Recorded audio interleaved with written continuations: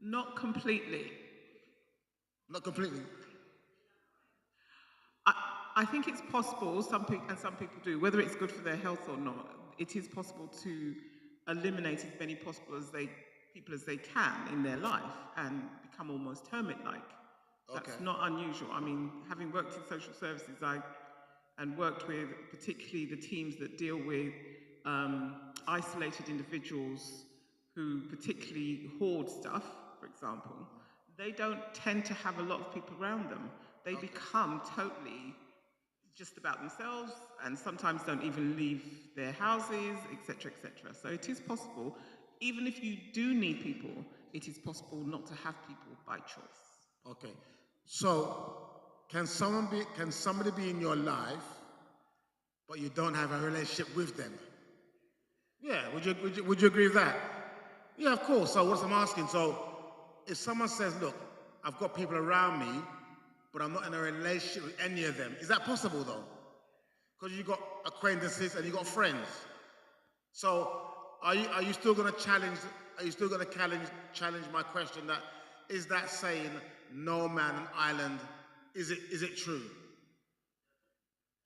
So, sorry, when you say relationship with them, when you've got people around you, Mm-hmm. you have got some sort of relationship with them, but it may not be a good relationship. Is that what you're saying? Or a close relationship? Because, I'm gonna come there in a minute. I'm gonna come there in a minute. What I'm yeah, trying to drive at, all I'm driving at right now, is that can we say safely the statement "no man is an island"? Can that be true? Yes or no? It says you No, says no though. You said no. I said depending on circumstance, but it is fundamentally the no man is an island is a truism in the Right. sense that we are social creatures. We are made social creatures. We are made to have engagement and what have you. So you are technically not an island in that context, Right. but you may choose to be so. Okay. Okay. All right. Any more points? Anyone want to challenge that? Or are we happy with that? Regna. It's not possible. It's not possible to be an island. Go on. Why? You have to have some form of relationship. Sorry, sir, can you get some volume on the mic, though? 'Cause these mics are very low. I don't, I mean, I came in after you started, so I don't know if there's anything else before, but all I'm thinking is, as a human being, you cannot function solely on your own. Even if you're single and self-sufficient,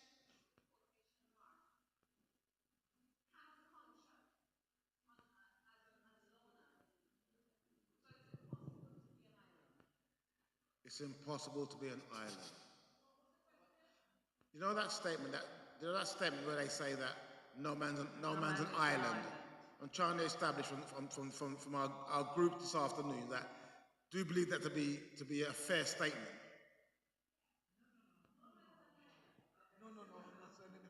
oh, Go on, Giselle. yeah, it's actually, These mics, then. it's I actually think it's not a working. complete statement. It's only part of a statement. Okay. So the complete statement, it says, no man is an island entire of itself. Every man is a piece of the continent, a part of the main. Say that again. Say that again. Say that again. It says, no man is an island entire of itself. Okay. Every man is a piece of the continent, a part of the main. Okay. So, Sandra. So, no man is an island is like a concept that no person is like, a person could be totally on their own and totally self sufficient, but the truth is that we're not. We are all connected, either emotionally, Okay. spiritually, socially, to others. Okay. And so when something happens to one person, we're affected. Okay. And so even though we might say, I don't need anyone, because you hear people say that, women are good at saying, I don't need a man. It's just me, I'm good.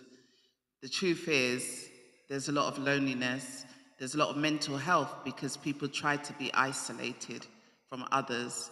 And the whole thing about, I'm an island, I can do it on my own, does not stand up. And that's probably why we do have so many people that are mentally, impaired as a result, because they're trying to do it on their own, and we weren't made to be that way. We're social creatures. Okay. Nick.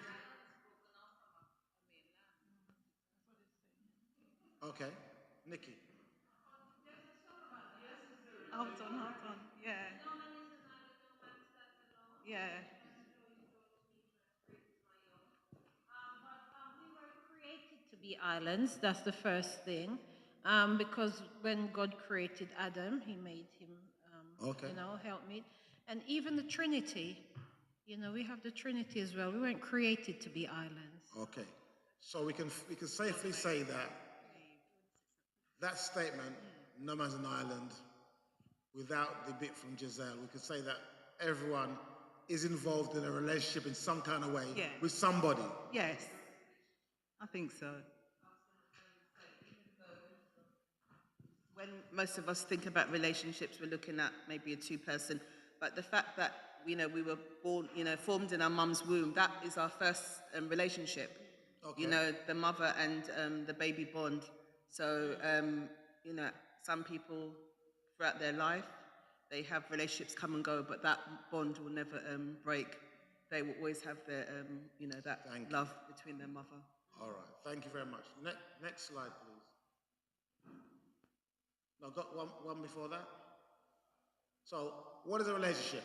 A relationship from the Cambridge Oxford Learners Dictionary is a connection or association between two or more people.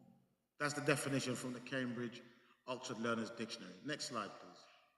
So, there are many relationships, but the types of relationships include interpersonal. So it says the way in which two or three people feel and behave towards each other. You've got romantic, as Elder Rodney said, which is intimate partners. You've got connections, the way in which two or more concepts, objects, or people are connected. And professional and social, a working relationship or connection between groups. Out of those four, as a church, where would we sit in that four?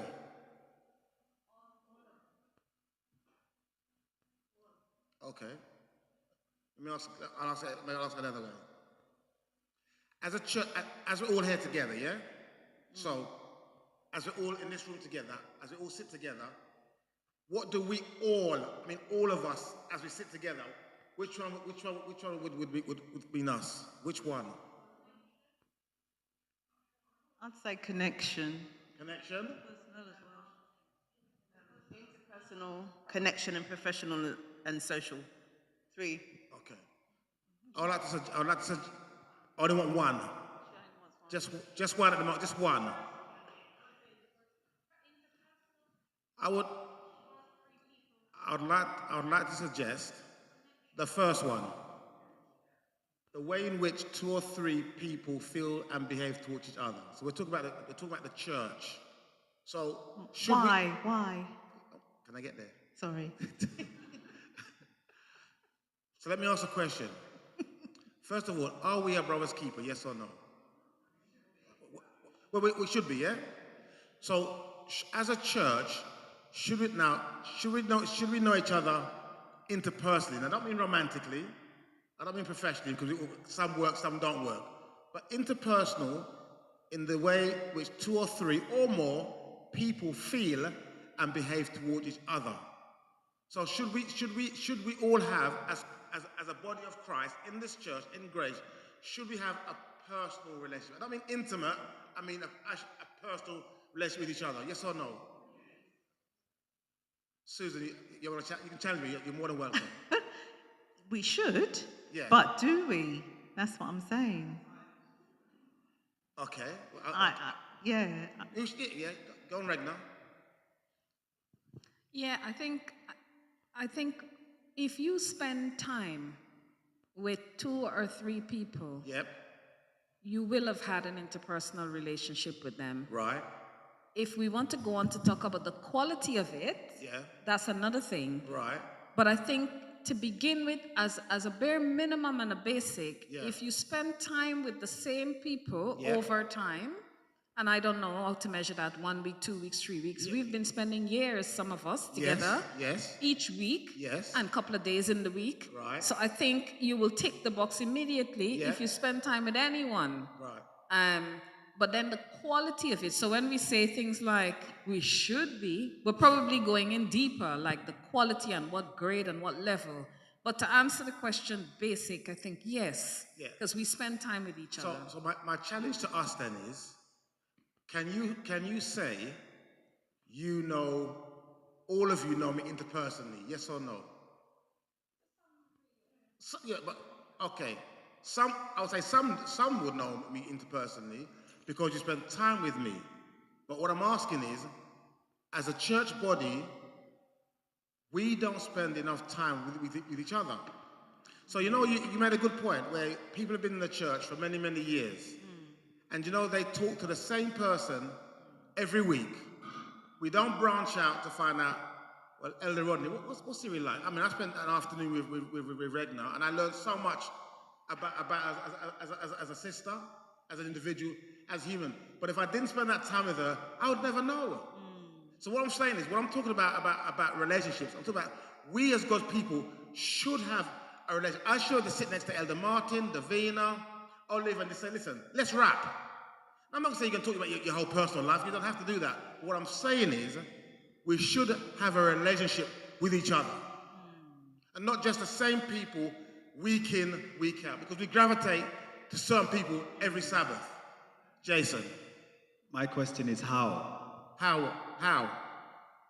How do we form these relationships? I would suggest by talking to each other. By spending time.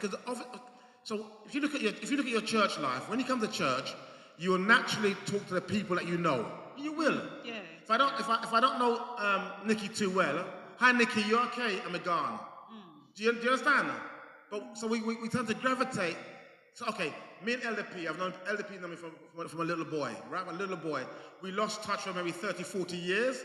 We came back here again. But what connects us? Dominoes. Because he wants to beat me. He tries to beat me, and he wants to beat me. But what I'm getting at is about how well do we know each other? I don't mean your personal life. Don't miss my point. I'm talking about generally we should have a relationship with everybody in the church. We should. Now, Sandra. When you use the word interpersonal, Yeah. interpersonal is understanding how other people communicate. Yeah. Right? Yeah. So I might talk to you, but do I understand your way of communicating, your way of being, which allows me to understand how to work with you? Right. That's a completely different thing when it goes to that level because, like, you're in work, you can work with several people in a team, which I do. But each person will have a different way of communicating with that person. Yeah. And the interpersonal understanding is understanding how to do that, Jason. So how you do that is by understanding how each person, having a little bit of a snapshot about how each person works. Yeah. What kind of things like might wind them up, what kind of things they're cool with. You know, generally what their personality is like. Are they humorous? Are they quite laid back? Are they more intense? Some people are more intense. Are they more serious? Are they a little bit standoffish? Some people are. Are they shy? You know, there's lots of things, aspects to our character that you don't need to know a deep level about it, but you need to have an understanding, and that helps your communication, that helps those interpersonal relationships that we're talking about. So before dawn comes, do you think, and this is a personal question for yourself, do you think you gravitate to people that you like? This is what I'm saying. You gravitate to people that you like. I'm talking about the church as Grace Community, right? Because it says here, 2 or 3 people feel and behave towards each other. So what I'm asking is there a loophole where we tend to gravitate towards people that we like? So people that I don't know and I may not like, I'm gonna push them to one side, not knowing that if you got to know that person, you're thinking, wow, what an amazing person. We tend to gravitate to people that we actually like. Now, in the body of Christ, should that be so? Just a thought. I've got Dawn, Jason, and then Chanel. I forgot what your question was now that I was going to answer because you digressed a bit. Hang on. Oh, in terms of interpersonal communication, I was going to say, I think you need to be intentional. Just whispered that in my ear. I think you need to be intentional with your communication. Right. And put, because when I first came to Grace, I didn't know anybody at Grace. My mum came, I was sending my mum to Grace. So then when I came in, I didn't know anybody. It was just a sea of faces, which can be a bit intimidating if you are not an outwardly, forgot the word, person. Yeah. Yeah. But if you don't allow yourself to open that communication or be open to someone speaking to you, then it will be difficult. You could literally just come in, sit in the back, worship and amen, and then go back home. You've not spoken to anybody. Yeah. So for me, my intentionalness was become, well, nobody asked me, I just put myself in the hospitality team, because then I felt like that's the best way to ingratiate or get to know people. And my mum's background and my grandma's background is hospitality, so that was a natural fit for me. But even going back further than that, when I first moved to London, I didn't know anybody. So I then got to be friends with Michelle, number one, Nikki, number one, if you know, you know. Then I got to know their friends, and then I developed my own personal relationship with those. But you have to, the point I'm making is you have to start somewhere, and you have to be intentional with trying to open up. Absolutely. Thank you very much. Jason. Yeah, I think Dawn has really said pretty much everything I wanted to say, because then you have to, if it's a relationship, then there has to be effort on both sides. Right. I have to extend and you have to receive, and vice versa. So there needs to be some sort of two-way traffic for any sort of relationship to develop. Okay. Thank you. Chanel.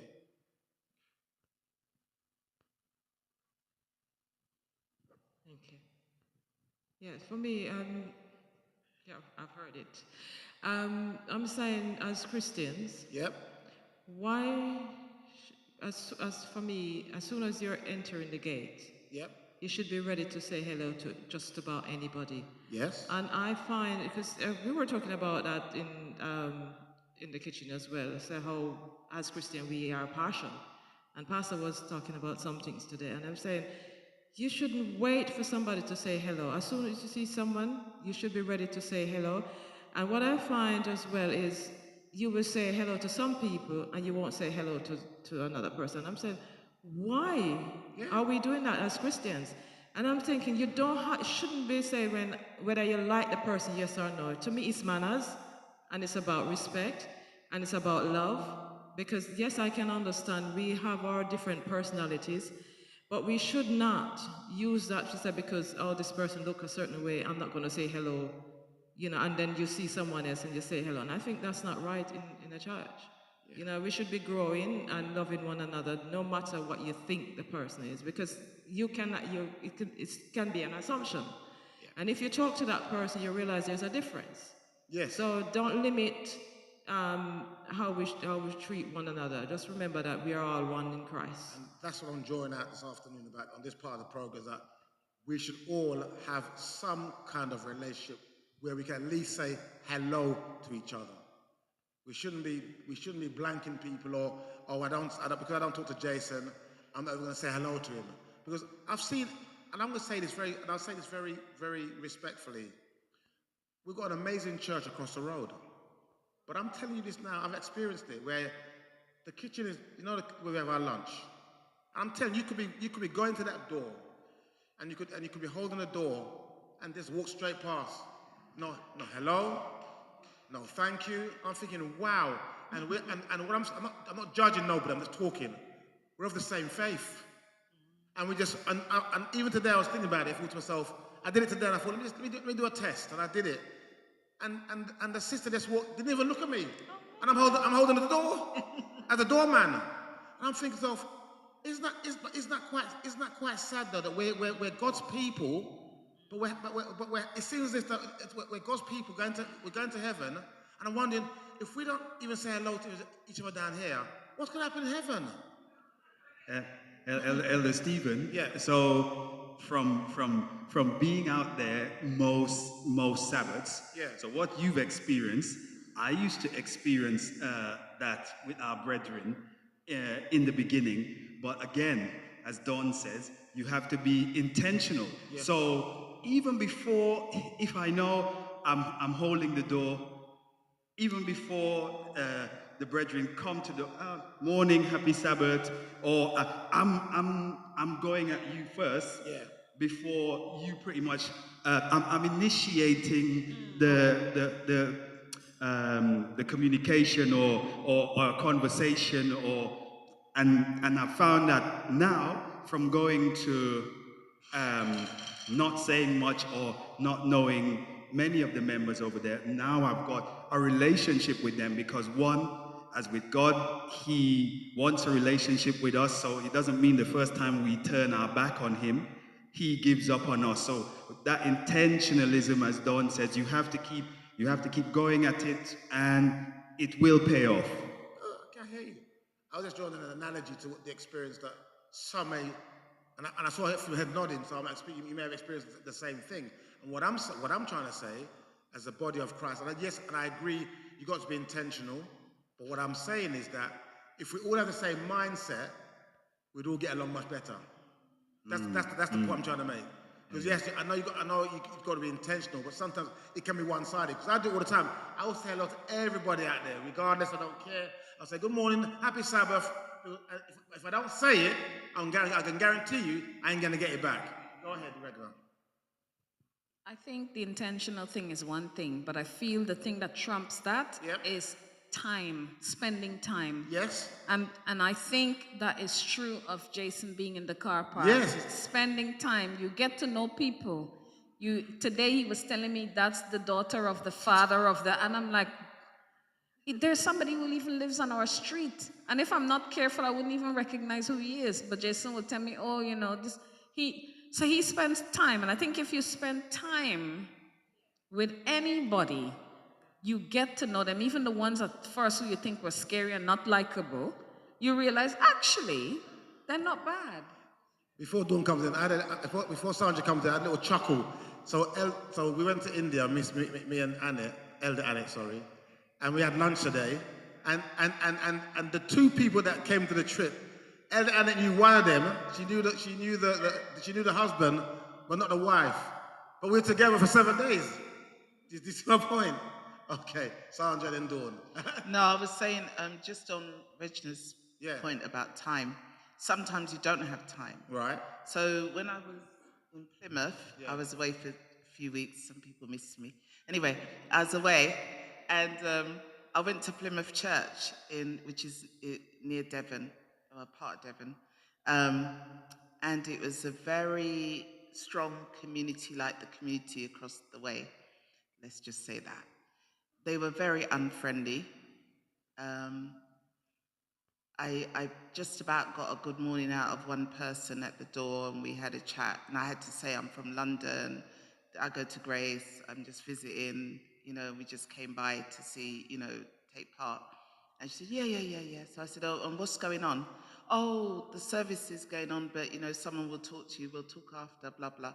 So I go in, I sit down, like people just avoiding your eyes. No one wants to give you eye contact to say good morning.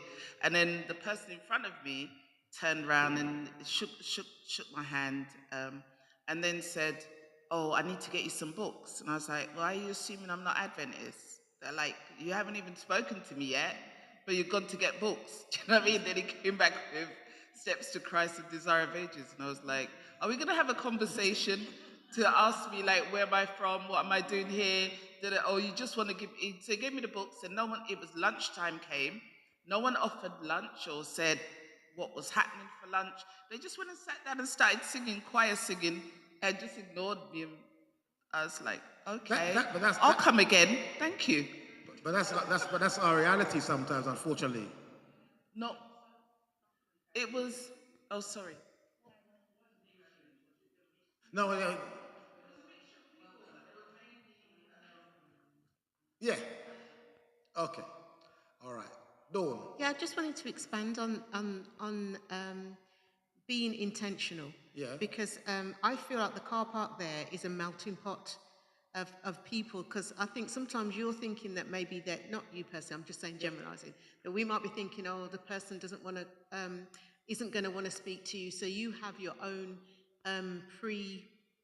Reservations. yeah, that's it, yeah. But then until, we've said, until you open up and you're friendly with them, so maybe, yes, we might open the door for somebody, but that person might be in their own head, thinking ahead of the 1,000 things that they've got to do when they get home. So even though you think, okay, you need to, I've opened the door for you, at least acknowledge me. But sometimes I have said hello and then they've caught themselves and thought, oh, hello, and acknowledged you and things. And again, another person that I spoke to over there, he spoke to me because he noticed me taking mommy out of the car park, out of the car every week. So every week we'd acknowledge each other. And then when he didn't see my mom, he just seen me coming, he come over and asked for my mom. Richard, his name was. Sorry. And then to the point where he said, I don't see your mom anymore. And then I said, oh, she was ill. And then I said, she passed away. And he cried. I was so blown away by how emotional he was, and this is a stranger that I never knew before I came here. So you see so are we seeing the importance about relationship building? Yes. Yeah. Last part, we're going to move on. Chanel, last part, we're going to move on.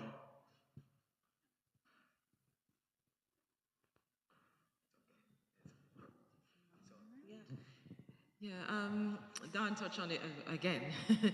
Yeah, to be honest, as you said, the church is an hospital, and then sometimes people have issues that they have to deal with, and they maybe feel sad that morning, and they might pass you and don't realize they do that. So we have to, open to that as well. But yes, as Jason said, sometimes when somebody passes me and I'm saying, oh, I just say hello, and then, eventually they realize, they say hi. So, you will have this sort of thing to deal with at times as well. Yeah, but I accept that. All I'm trying to draw on this part is that we should be relationship builders. That's what I'm saying. Yeah. Relationship builders. Because when we went to, again, I'll go back to India. I think Jensen Taylor was there, Mark Angie was there. I'm sure we formed relationships with people that we never knew. We had to try and get along with them and build a relationship. And you talk and you laugh and so forth. Do you understand? What I'm driving at this part is that relationship building is really important, especially among God's people. All right? Let's go to the next slide, please. So let's look at the key features of healthy relationships. So let's go around the green first. He says, I think Sonia touched on it, respect for boundaries and individuality. Is that important? To respect boundaries and individuality. Is that important? But why is it important though? Why is it important to respect for boundaries and individuality? Why?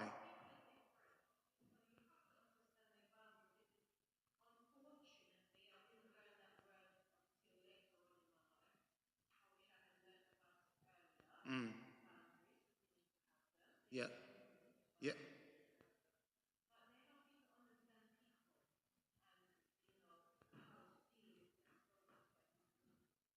Okay.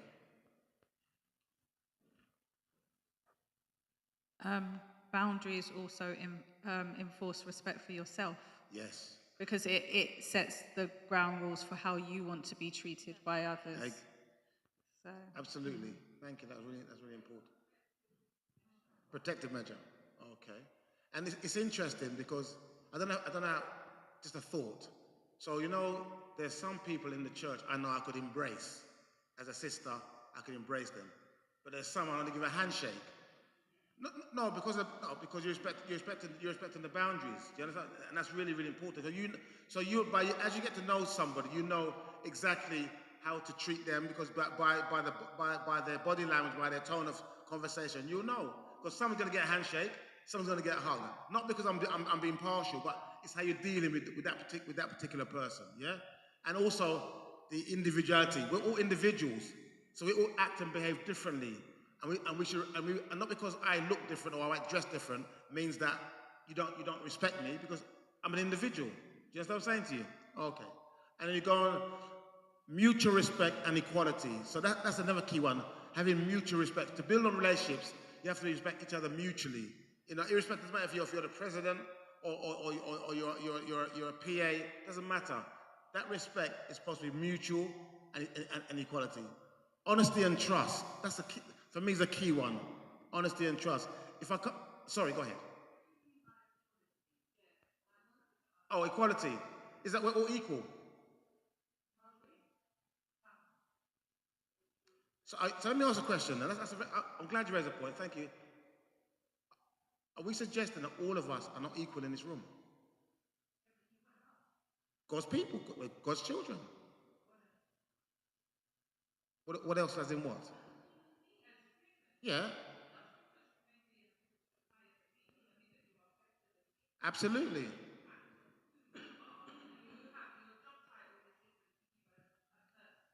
Absolutely.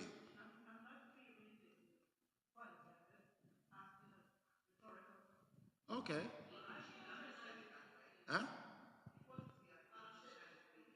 1 second. Sorry, Sandra. Go ahead.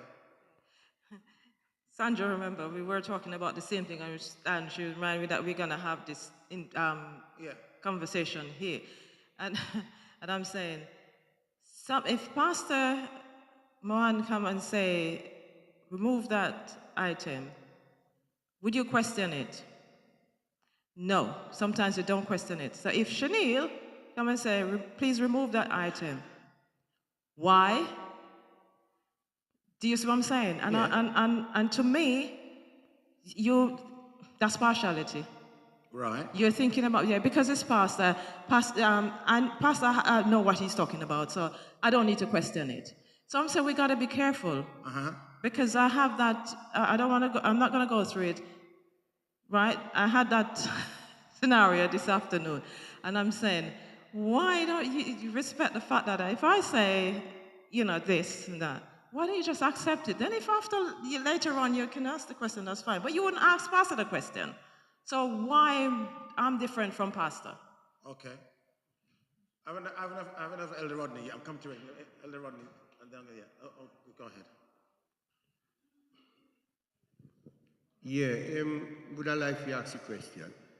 Who is greater, the one that lay the table or the one that sit around it? Ask the question again. Ask the question. Who is greater, the one that lays the table or the one that sit around the table? Neither. Well, that's it. So none of us is... Hey, okay, go ahead, Regina. Go ahead, Reg. Yeah, it's interesting that when we use the word equality, people immediately start to think about superiority and better, and that's actually it's misguided. Okay. I think in the context of equality, which what we're aiming for here, is about fairness. Yes. We're not all equal, so to speak. And I understand the foot of the cross, it's level, we're all equal. That's not what I'm talking about. I think when you see that word, it's more about recognizing the differences, respecting and appreciating that it will be probably different to how you see it and view it, but it's not a one-size-fits-all. So what I would do for Sandra, I may not be able to do the same for Sister Giselle. Okay, full stop. But my question is, by what you're saying, are you being equal to both people? I am, because I am meeting them as individuals where they are. But why? That's why we asked the question, what's that word doing there? No, but we need... It shouldn't be there? Yeah, but we just need some clarity in what context equality is there. Okay. So if you have someone, for example, just to help me understand. Okay, go on. A mutual respect and equality. So you have someone I'm just trying to find a random example. Are we catering for people in an equal fashion, treating everyone equally? If someone's sitting here deaf, right, and you are running this program, right, you can't build a relationship if you're not able to communicate. I'm just saying now, for example, if we're using the word equality, can we elaborate a little bit on equality in the respect of the program? We're looking at relationships. That's the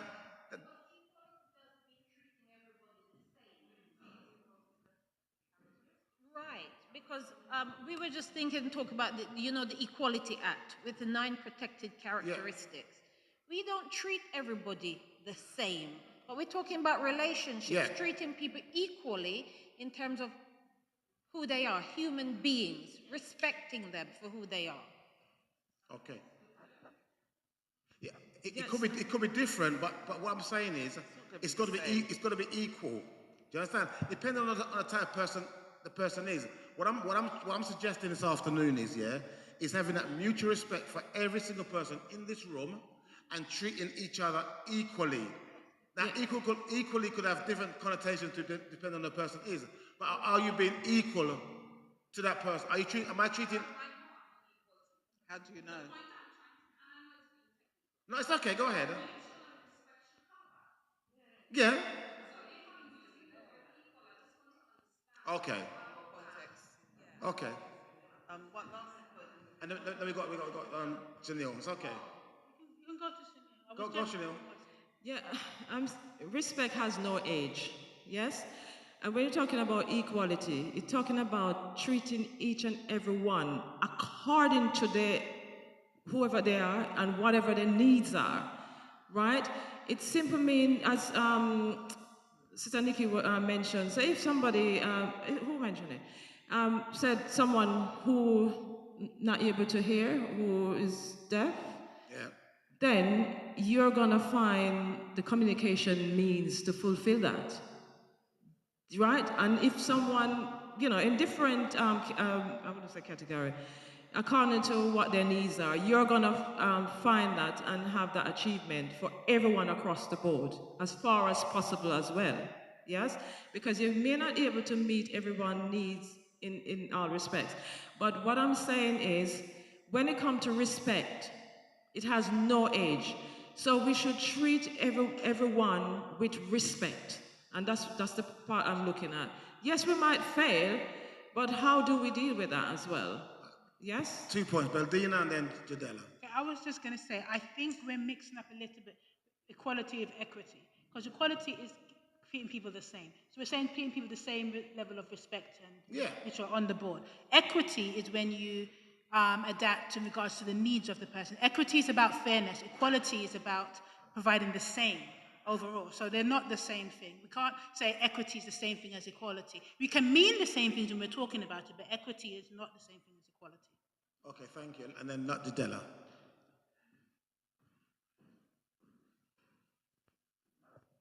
I think I agree with Baldina's point, and I think we are looking at it in isolation. That is a will. One leads into the other. Yes. So the individuality leads into the equality, leads into the honest. It goes round in a circle. To pick it apart in its parts, you're just going to go off in a tangent elsewhere. You have to look at it as the whole, and one blending into the other to really see the matrix and the makeup. Thank you very much. So. Sorry, one sec. One very quick. Very, very quick. Yes, I was going to say that at work, because I'm at Morphos, as you know, one of their mission statements is fairness and equity. And I see that played out in terms of, say, I can't do stairs anymore. They would say equality, well, everybody can go up the stairs, but equity means can I get up the stairs in the same way? So it just helps with that definition, I think. Thank you. No, it's not.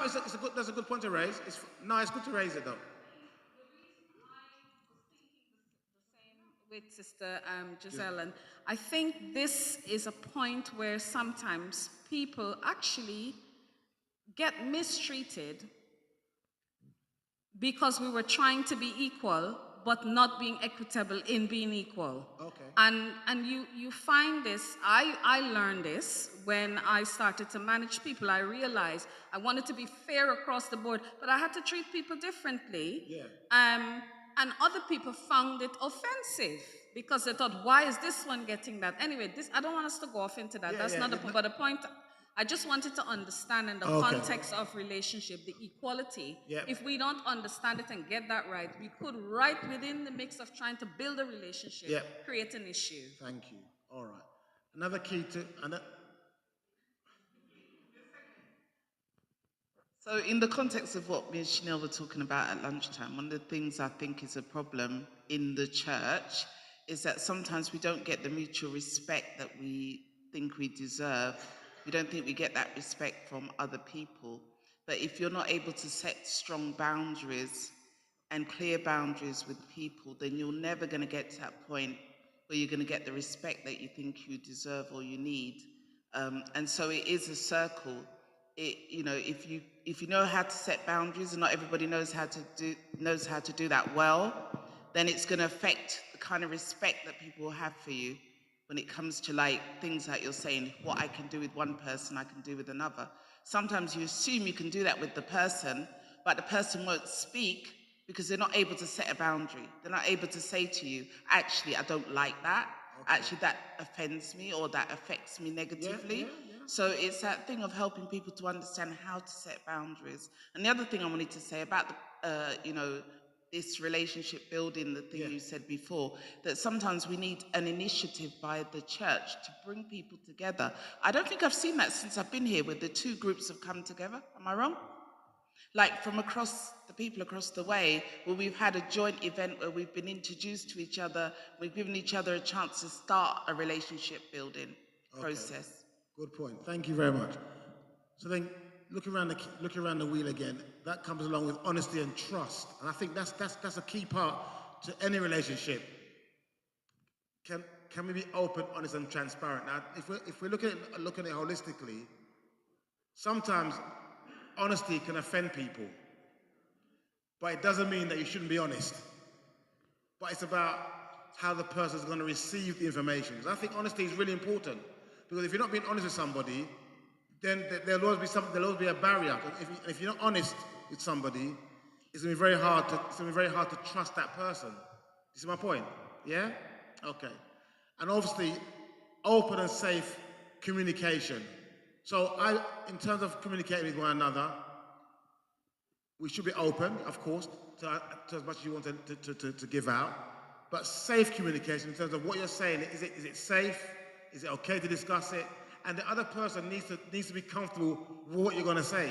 Because sometimes you can just say things off the cuff and something, that doesn't feel safe to me. Or sometimes you can be too open in terms of your communication. So I think start to think about when we talk to each other, is it open and is it safe? Because you might tell your whole life story, and you're hoping that it's going to stay with that person you talk to. You understand? And being safe in the knowledge that I know it ain't going to go nowhere. It's going to stay with that person. Nikki.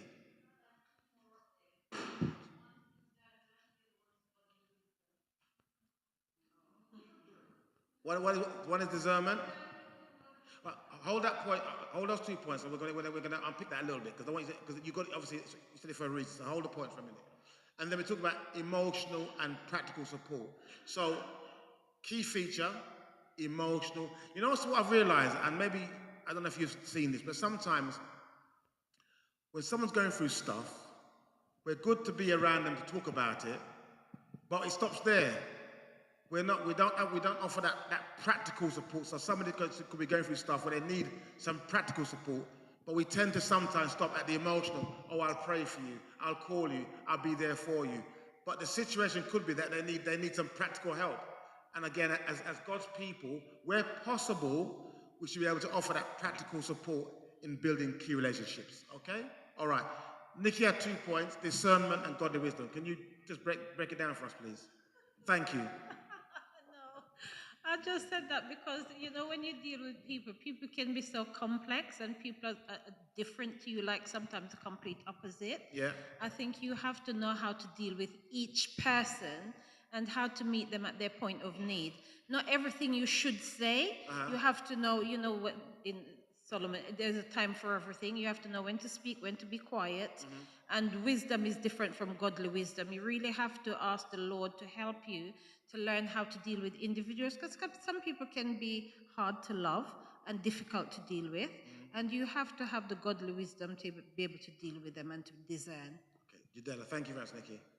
Yeah, and I was going to say, each relationship is different. Okay. So when you're talking about emotional and practical support, the thing is, you get to know your person, and not everyone can offer you everything. Yeah.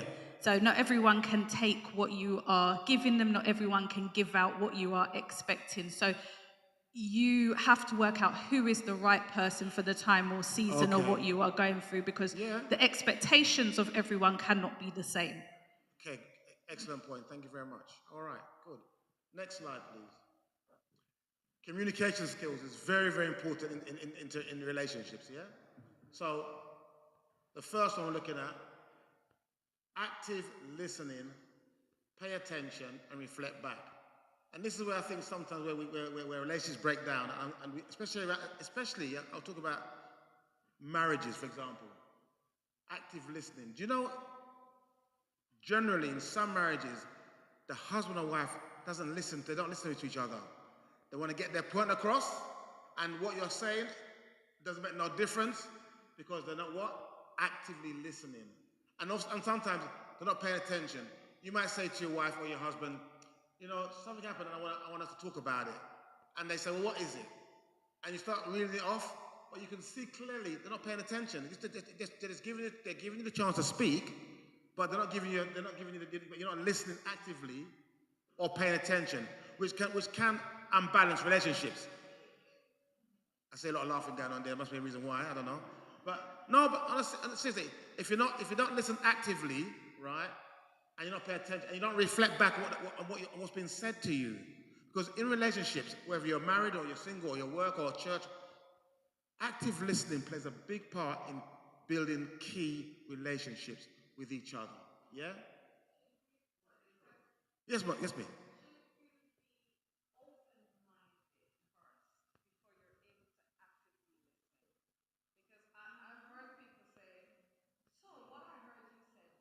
Uh-huh. They're all stuff in their head. There's clearly not what the person actually said.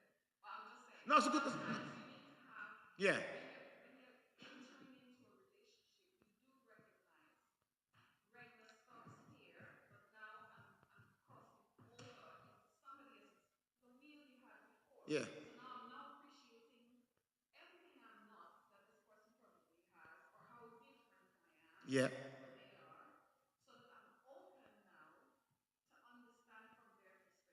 Mm. So that then I become a true active listener. Yeah. Otherwise, if I become really close to my own opinion, you probably won't hear. Yeah.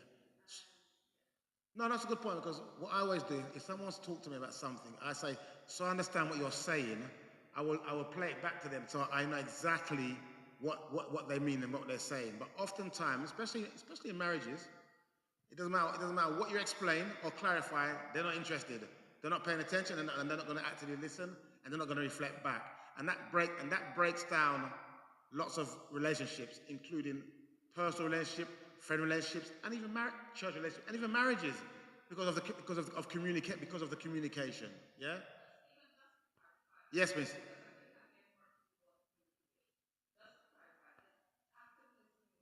Yeah, of course. Right. Okay. Yes, yes. So would you say, would we say that we're all active listeners?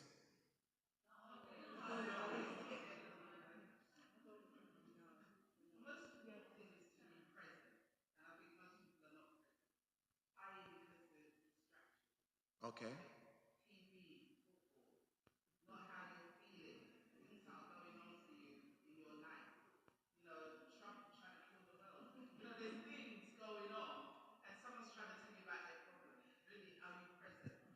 Okay, Judella.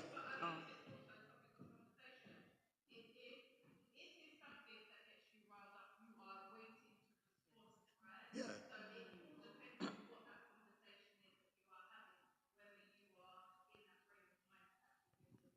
Okay. Thank you.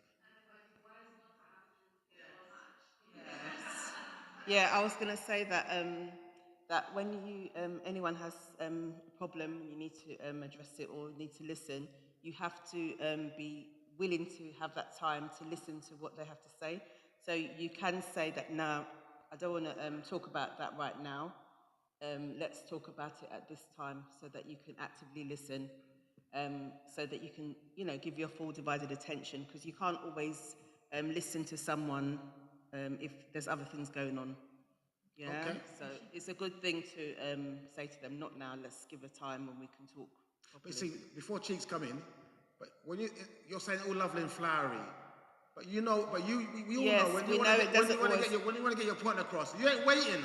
Yeah, but then that's when the And relationship then will continue to break down your because team's losing 1-0, right? they're losing 1-0, and then you come up with something else. I guarantee you, just what I'm saying to you. So it's nice and flowery. Yeah, but I'm just saying it if you depends want it on. to work, it's good to have both, proper time and attention. Okay, For it to, Mashika.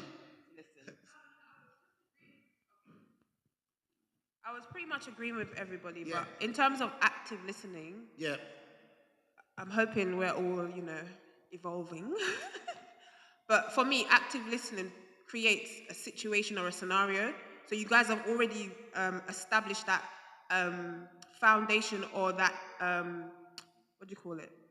Environment where you guys are focused on the conversation. So Yes. there's no distractions, there's no Yeah. nothing. Yeah. It's just you and him or you and your friend in a room having a conversation and you're listening to understand what he's trying to get across, not to just answer. Yeah.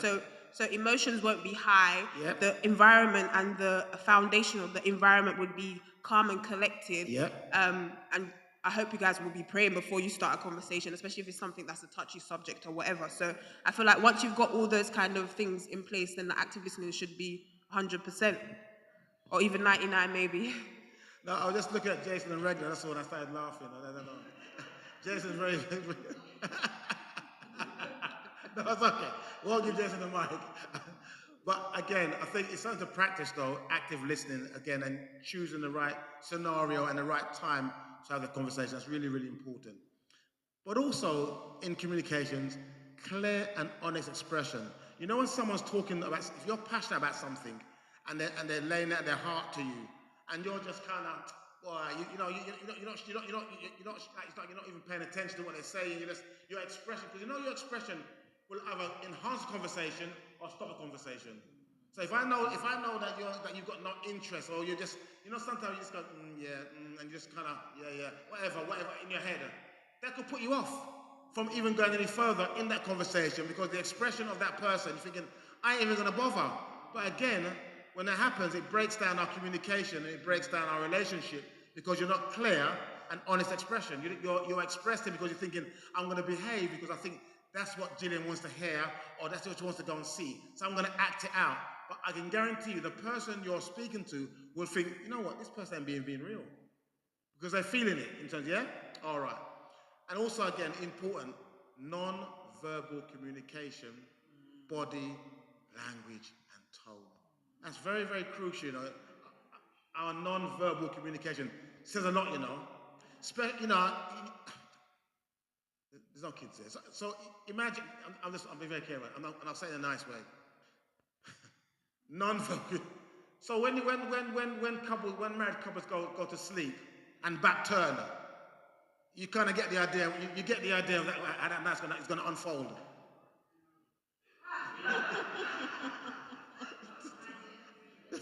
No, but I'm saying, Elder P, behave, right? But what I'm saying though is that our non-verbal communication says a lot about us, how our body language and our tone, how we portray ourselves to our loved ones, to our family, to our wives, our husbands, to each other. The non-verbal communication. Because I don't know about you, but if I say to you, I want to have a conversation, Susan, and then if I see you and you're as you are now, we could have a rap. If you start folding your arms like that body language thing, it's not the right time. Do you see what I'm saying to you? So we have to gauge the body language of each other. Yeah, Kimber. Okay. But you get my point though, yeah? Okay, all right. And again, in talk about communication, about avoiding blame. Because sometimes when we communicate and something's gone wrong in a relationship or a friendship or whatever it is, I would always say, what do you think we can do to make things better? You see the language we use, our language? Because sometimes when things go wrong, we always want someone to, especially at work, when things go wrong, they always want to blame somebody. But in relationships, it's not about blaming each other, it's about how can we find a solution to make things better. That's about relationship building, yeah, instead of blaming somebody. Now, for example, if the macaroni and cheese got burnt in the oven because I didn't look at it, you'll say, Stephen, next time, can you make sure that you prioritize or check or on your watch? Oh, the macaroni and cheese burnt up, and you start the whole night mash up, yeah. So it's not about blaming. It's about going through and explaining what can we do better, yeah. And I said it before, checking understanding goes up to active listening.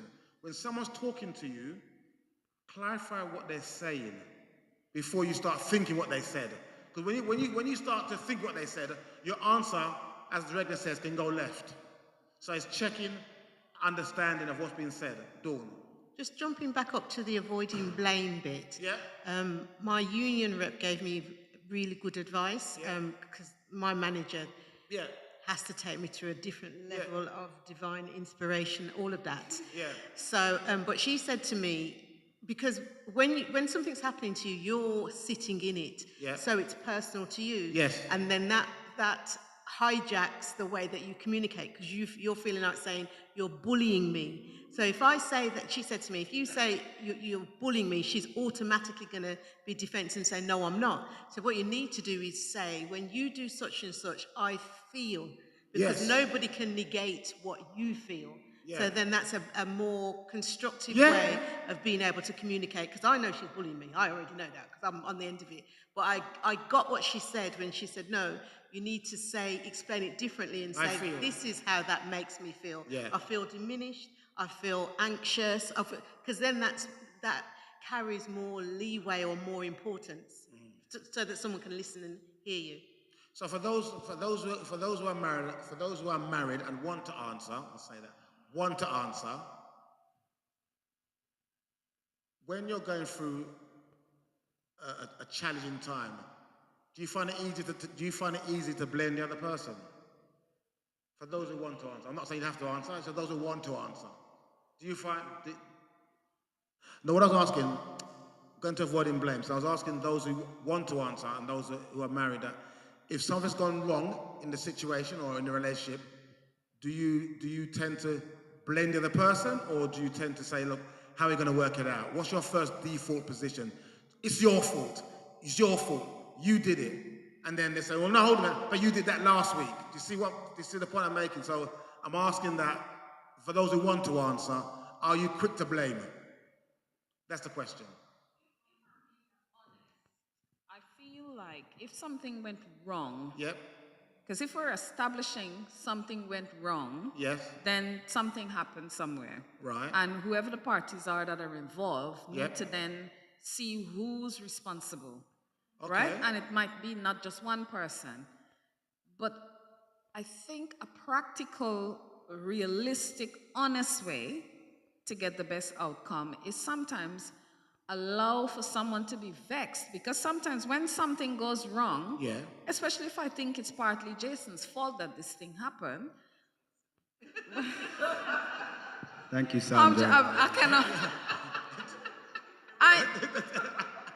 I probably would want my moment to be upset.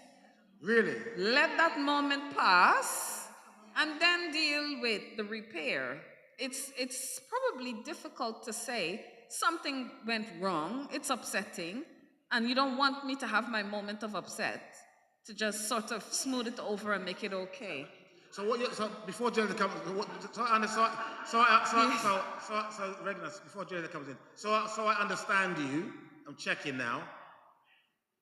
Are you saying that you should be able to get vexed and annoyed? Well, and that might be I need to be able to tell him off. I'm just saying, if something went wrong, right? We're talking about. I'm saying, if something went wrong and I think it was Jason's fault, I probably would want to be given the opportunity to say to him, I told you so, or whatever it is. get that off the chest, and then repair things so that he is not facing east and I'm west in the bed. But I'm thinking are we saying, because something you said that made me think this, I can't even remember now what you said. I can't remember now. Hold on. Sorry, I think it takes it back to what we just said about my union person saying, don't just poke the finger, tell them how it made you feel. Because if you say, I felt really distraught and, and it made me feel tearful or whatever, then that person's going to react, going to connect with that emotion that you are displaying. Yes.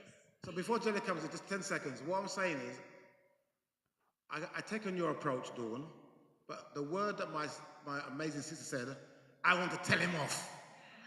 So Judella next. But to be honest, we were sitting here, and I think I agree with God gave us full emotions, right? Yeah. And we have to be able to feel those full range of emotions. Okay. And sometimes we need to feel it to have it out of our system. It's better than glossing over it and harboring it, and then it becoming worse later on. But also, sometimes when we get to that point, and if we keep getting to that point with the same person, we need to realize that person needs to not be in our life. So if the person keeps making us feel in a particular way and rising in a particular way, or that blame is it's also a sign to let a relationship go. So we need to go through those emotions to be able to know where the signs are to cut our losses and go. So Jadella, my only challenge back to that would be is it not what you say, but how you say it? What's your view on that one? Not what you say, but how you say it. So, But sometimes, yeah. yes.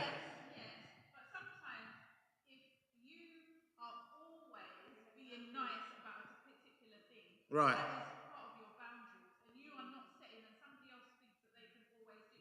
Sometimes you need that harsh word at times for that person to sit up and say, "Okay, I understand." So you have to work out where that sits within that. Thank you. Nikki, No. Mashika, and then okay, go on. I was just gonna. She basically said what I was gonna say, but I was just gonna say that's why it's so important to have initial conversations before you go into relationships. Even though you can't know the person fully in the beginning, but there's certain conversations, serious conversations that you need to be having before you venture into any type of relationship. And again, with Regna and Sister Jodella's point in terms of emotions, we all feel emotions, we all have emotions, and as she said, to cut off an emotion because you don't want to make the person feel any type of way is dishonesty to yourself, and then it's not you being genuine in your feelings and how you react to certain things. So it's good to have situations where you're allowed to go through and flow through all your emotions, so you allow it to come out of you, so you don't hold or hinder or harbor any bad feelings. And then, as Judella said, there's a reoccurring of a specific feeling, and you go back. That's when you have back and forth. That's when you have that back and forth. But you did this and you did this because you haven't resolved it. You've just gone on and gone back to talking to each other, lovey-dovey, but nothing's really been resolved. So it's very important to have that conversation and allow your emotions, I wouldn't say control your emotions, but allow it to flow in a way where it's natural to you, and then the person can deal with it accordingly. Yeah, all of course, it. yeah. Mm. Uh-huh.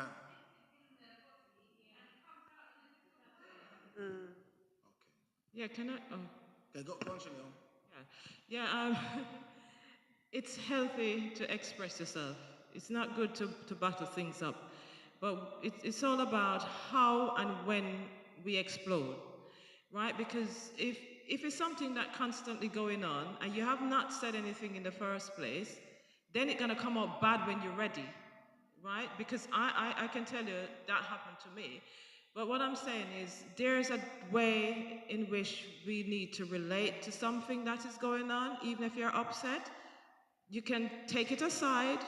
You can, calm down a bit if it all depends on how long, unless something is constantly going on at the same time, then you will need to pause. And sometimes it's hard to pause because of how you feel at the moment. But yes, we need to, because I can tell you sometimes I don't want to say things, but what I'm saying is sometimes the way in which individual can come across to you and disrespecting you, sometimes when it get to a point, I'm gonna blurt, yeah. But I'd rather not disrespect you while I'm doing that. That's one of the things I'm thinking. Well, before Raina comes in, I'll just say that sometimes I'll use the word, when we let rip, because sometimes we do let rip, but then also that can also, I'm not saying that it's not a negative or a positive. What I'm saying is, while you're letting rip, could impact on that relationship. I'm just saying that.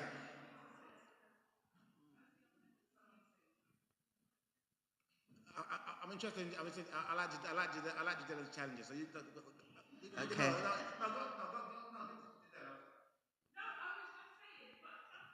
You don't know someone until they let rip. And then I know who you really are.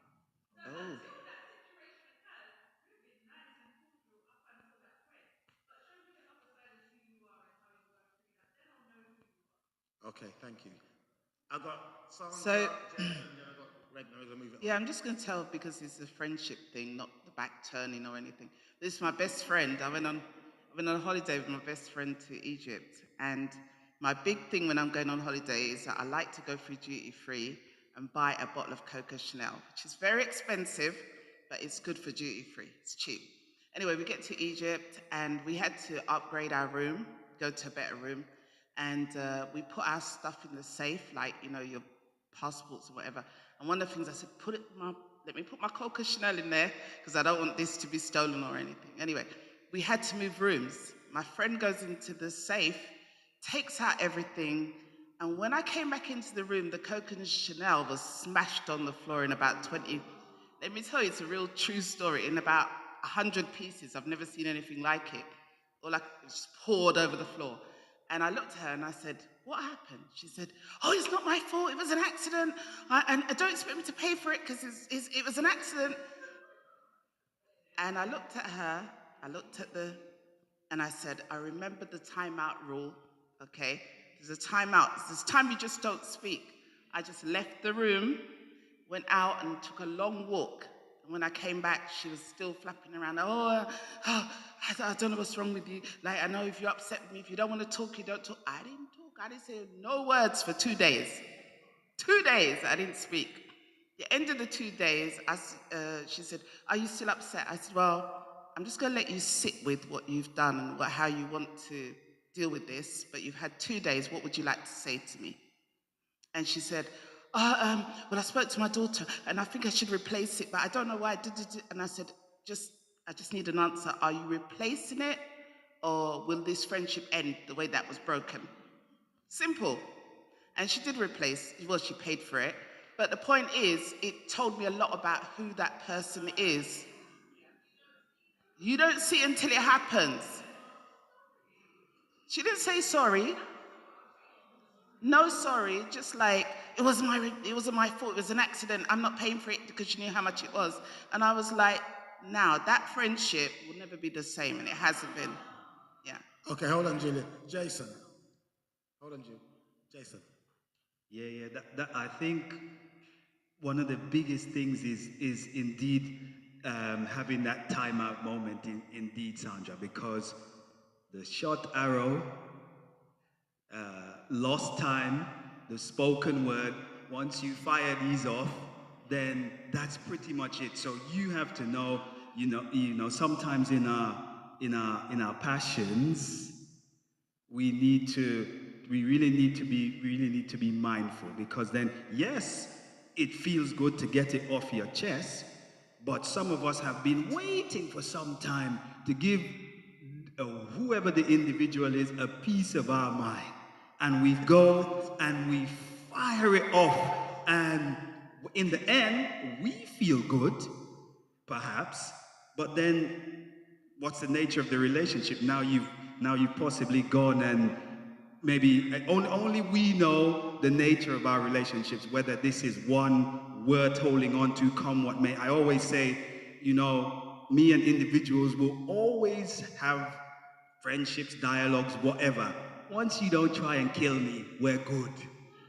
No, seriously. Once you don't try and kill, we probably may not have to be buddies wrapping up or whatever, but I don't see why I should bear animosity towards you or whatever. So Regna will tell you, sometimes I'll take a long time before I actually speak because I'm calculating the delivery here because I don't want to go and say something that perhaps I cannot undo. We have to be careful about some of the things we say that we can't undo. And it's not just in the speech, it's also in that non-verbal communication, the body language. Because sometimes the body language is what makes somebody come through that door. You show them an eye, you don't want to pick up your bag to give them a seat, you don't want to do whatever, and they never return. The body language is what makes people think, well, this person is perhaps cold or unfriendly, so I'm not going to even try and form a relationship here. Let's just leave that. So we have to be careful in every time we react, respond, and deliver as Christians, because it's important. There are some things that we cannot undo once they have been released. Thank you. So I've got Gillian, Regna, and No, Nikki. it wasn't. No, it wasn't me. Okay, Regna. She's gonna have a go. Yeah. She's going. No, I'm scared to go home. What's that? Compose yourself, please, madam. Compose yourself. What's your delivery, please? I don't even know if I want to say what I want to say. No, but I was actually going to say a nice thing, hon. I was going to say, do it respectfully. Like, I never call my husband out of name or anything like that. And I know of friends and people who, would say, it's idiot or never. It wouldn't even cross my mind. But I speak my mind. I would say, but I think also I'm not quick to do it in a mindless way. But I think what's really helpful in this, with the communication and all of that, as we're talking about relation, is knowing the other person. Yes. Like, I know if I really want to upset Jason, I know what to say. If I want to be facetious, and I know if I really want to get a message across, I know what to say, when to say it, and how. Like the children, they all know sometimes, especially at Nande, there's certain times don't even try to have a conversation with Jason because you're going to get the, huh? He hasn't heard you because he's focusing on something else. So I think and we know it when it's happening, and everyone knows, okay, yeah. And the conversation will be finished, and then he's coming in like, yeah, he didn't hear that. But you have to know each other and to know. And when I'm upset and I'm on the horse, Jason often say, okay. And he's trying to, he will calm me down, and he will say, okay, hon, okay. And he's very good at saying, at trying to out the fire.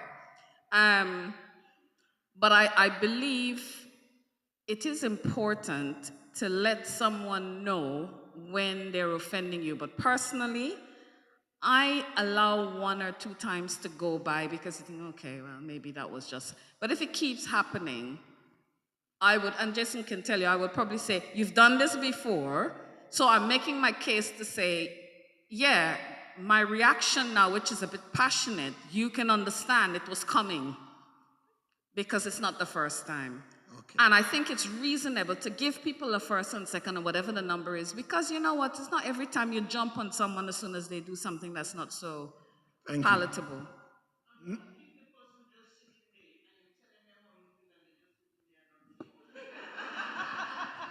So before Nikki comes in, so Sister Angie's saying that what if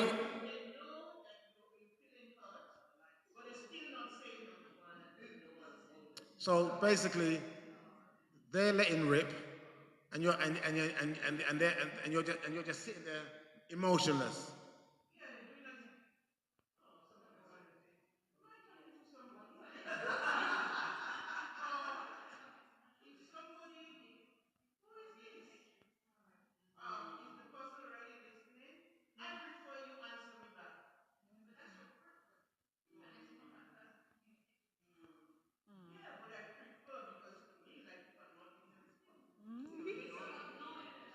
Okay, thank you. Good point, Angie. Nikki? No, we're talking about relationships, Yes. right? And not necessarily the marriage No, relationship. generally.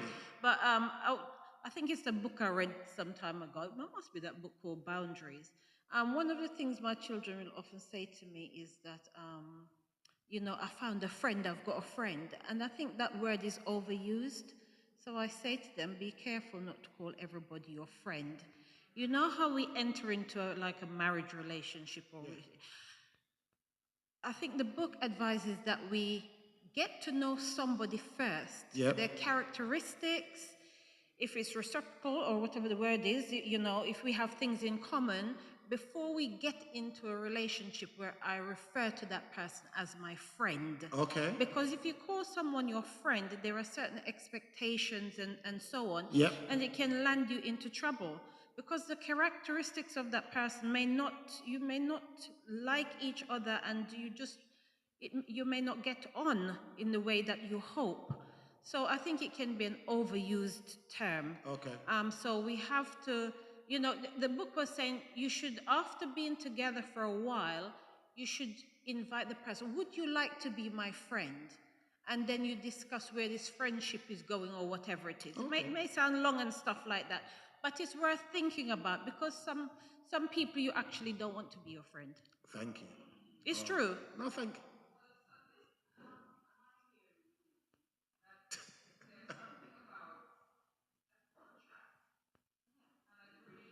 Okay. And that, yeah, indirectly, because sometimes I think, do we even do it? But I hear what you're saying, Nikki, but how many times, and I know when you get married, for example, there are vows and there's like a contract there, but how many times do we invite people into a relationship in that way and have that discussion with the boundaries and the expectations, etc.? It doesn't feel like a natural thing to do. It just like Judella was saying. Yeah. And Judella was saying something earlier. You might be discovering as you go along, this particular relationship is not healthy, and then you know it's time to cut. Or there might be relationships that might be worth saving. So then you might embark on some programs to try and build it, whether it's a conversation or whatever it is that you're doing. Okay. So last point, Mashika, I'm going to move it on. I just wanted to not answer, but off of what Sister Regna just said. I feel like I do that more with male company in terms of setting boundaries and friendships, because I feel like sometimes those lines can be quite blurred as females, especially if the male is talking to other women. They could become your competition in a sense, even if you're not, or he's not pursuing you, but because of the relationship that you have, you become a threat, depending on the what do you call it? What's the name? The intent of other women or men. So for me, I find that I create those type of boundaries and the invitation as being my friend and what our friendship looks like. So we can distinctively say, okay, this is a friendship. This is nothing more than just a friendship. So I find myself doing that more with my male friends, especially as we get older. Okay. But I think we realize that communication skills is very important in any form of relationship, whether boyfriend, girlfriend, mum, dad, brother, sister, and so forth, all right? Okay, so let's look at trust in relationships, yeah? So looking at trust in relationships. So built over time through consistency. So I would suggest that in a trusting relationship is built over time. It's not a one-off conversation. It's over time. And I'll just spend just 30 seconds. So when we're dating, for example, sometimes we rush. Would you say we rush into things sometimes without having a time frame to get to know the person, to get to understand the person, not being consistent. We just go right through it. Okay, well I trust this person. I know this person means me well, and so forth. And before you know it, it breaks down because you weren't consistent and you didn't give it that time span in order for it to develop and grow. Reggie. Okay, go ahead. Wait, the trust in, I think trust, you have to prove that you can trust someone. Okay. And I feel like it has to be tested. Okay. So built over time through consistency and I don't know the wording, but something about it going through some sort of testing to know actually this person came through for me, or I can actually, you don't know you can trust someone unless something, you had the experience to know that, you know what, when the rubber hit the road, this person really was the person that could stand with. And then we have honesty and reliability are key. So is the reliability test the testing process right now? Yeah? The testing process? Yep, okay.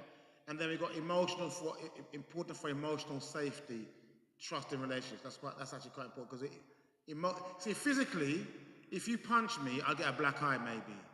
But you know when we in relationships, when you hurt somebody emotionally, I'm telling you that now, yeah, it can detract you, your behavior, your lifestyle, your choices, you know, that emotional bit. Sometimes we don't look at emotions enough. Someone gets hurt physically, yeah, that'll bruise up. But emotional is it's so challenging. Go ahead. Go ahead. Okay. Yeah. They're linked. Yeah. Yeah. Yeah. Okay, Mo. So look at. Did you finish? Okay. Sorry, did you finish? Yeah. Yeah, so I think it's the emotional safety, you know, is really important because I remember I became friends with my coach. It must be about 20 years ago now. One of the first things he said to me is I was an abandoned child. I never knew my parents, never knew my family, and I have really deep trust issues. And one thing I cannot is be abused in any way, verbally or in any other way. And he actually made me agree that I would never be rude, never be like ghetto, never go ghetto. You know, because he says, I know Jamaicans can do that. So, you know, can you never do that? Can we always be respectful? And he said, I need you to agree that before we become friends. And actually the friendship has lasted about 20 years. It's really interesting that he did that. But I respected it and I've used it with other people since. Like, if you want to be my friend, here are obviously not with the Coco Chanel person, but you know, this is what's required. This is what's required. And I think that's important if you've been through trauma, and most of us have been through trauma. So whatever it has been in your past, to explain to that person who might want to be your friend, maybe that's off limits. If you ever showed any of those characteristics, it wouldn't work for me. Okay. This is the one I want to focus on. This for a couple of minutes though. Broken trust can be repaired, but there's effort. This is my question to us today. If someone's broken your trust, are you willing to repair it? Or as Sandra said, because of what happened, it'll never be the same again. What's your view on that, on the broken trust and can be repaired, but takes effort? Because oftentimes when someone breaks your trust, the relationship tends to never be the same again. What's your view on that? On the circumstance? I was going to say, and also someone said on the circumstances, I would also say it depends as to how important that relationship was or is to you, yeah. Because then all the things that you said, a relationship built over time through consistency. And so if that's not, if whatever's happened isn't reflective of who that person is, then I think then you could think, okay, maybe it was a one-off. Let's discuss it, and also be able to see if you played any part in that. If there was a misunderstanding on that point so as well. you're based on the circumstance. Yeah. Oh, sorry. Yeah, the person has to be part of the repair process. Okay. Because it has to be a joint effort, otherwise there's no point. Okay, thank you. Respect for boundaries. Understanding sorry. I was just thinking about this broken trust thing. Okay, sorry. I think it can be repaired, but what happens when the person makes a mistake again along that line? Suddenly that wound opens up again, doesn't it? And you then question, was it truly repaired?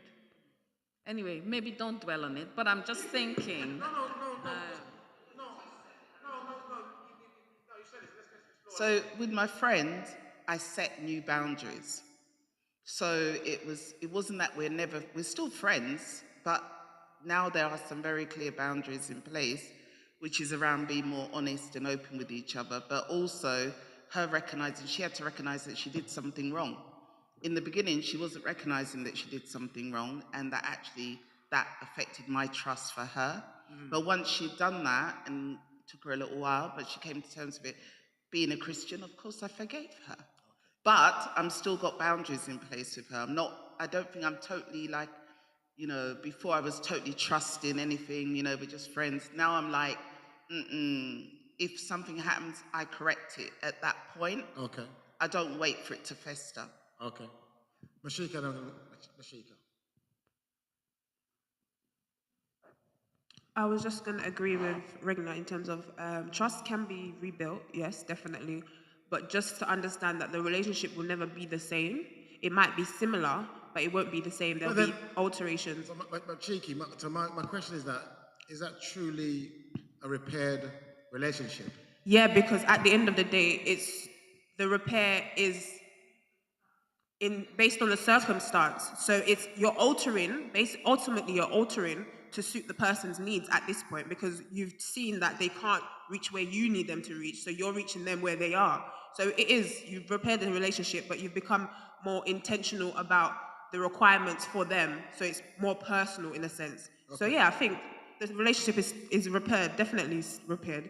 I guess when she says about them doing something similar, or the same thing, that's the difference. Because if they do something similar, then you would still build it back, but it would take a little bit more time. You would still build it back, and then the boundaries would have changed, but it would have been suitable for their situation again. So it's always about self-development, self-preservation, and growing in a sense. So yeah. Elder Annette, thank you. I'm just looking at it from a practical sense of view. So if you had something that was broken, yeah, say you have a vase and it got broken, yeah, you repair it by getting glue and sticking it together. Yeah. But it's never the same, is it? And the same applies to relationship. You can repair it, but it's not going to be the same. Okay. Interesting point. I'm just wondering if this is from a human perspective. I'm just wondering if that is just from a human perspective. Because we have broken relationship with our God so many times. And he has completely forgiven us and put us back in his trust. So is this just from a human perspective? There are some people who believe that the relationship has become stronger after he has gone through some sort of a... I think looking at it spiritually, obviously what you're saying is 100%, but I suppose the lens that we're going from is probably the human element of who we are. But your point is very valid, because we do we have got broken trust with God, but he always repairs the relationship. So that is it,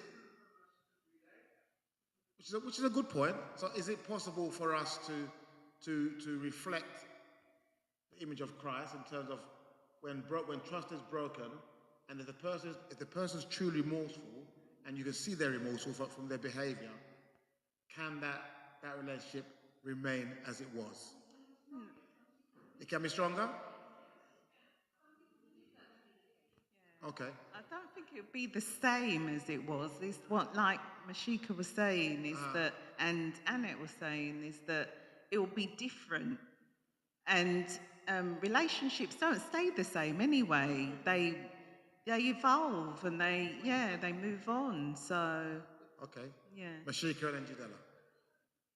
Even going back to saying like we break our relationship with God, and then when we mend the relationship will never be the same, because we then become stronger in our faith, and we're more intentional about how we walk with God and how we interact with God. So there will always be a difference, and the difference doesn't have to be a negative thing. It can be a positive thing. So I don't want us to think that if something negative happens and we rebuild the trust, it's going to be a negative rebuilding. It's a positive rebuilding, because now you're more in tune with the person that you had a relationship with. Now you're more catering to their needs, so it's specific to them. So I feel like, yeah, it will rebuild.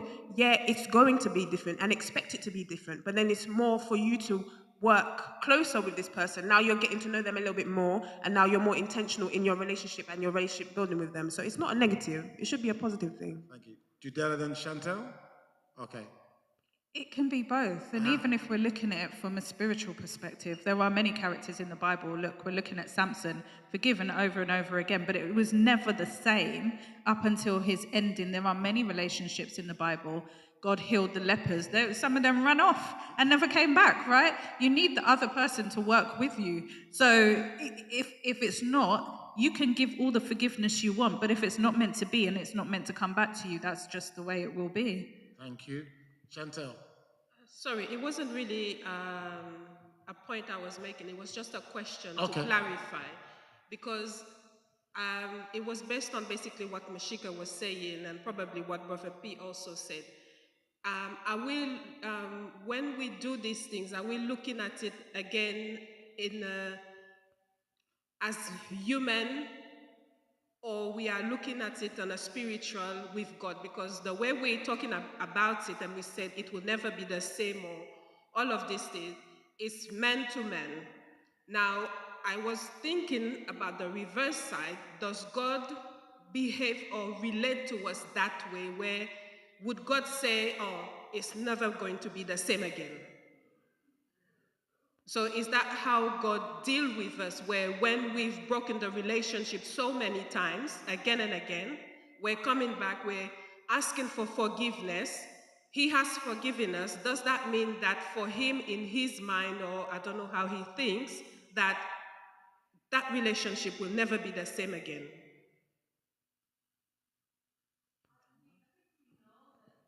God forgives and he never brings it up again. So it's, for him, it's a clean slate. But there's something that is never the same, because even in eternity, the scars will be in his hand. And I feel like that's just the impact of when trust is broken. A scar will be there, whether you appreciate it or not. Many of us function with the scarring, but the scar is there. Okay, thank you. But that's a valid point, though, right, Chantal? Okay, respectful boundaries. Understanding personal limits, saying no without guilt. So just talking about this just for a few seconds. Saying no without guilt. So when you talk about boundaries, you're setting boundaries for each other and for friendship, relationships, whatever.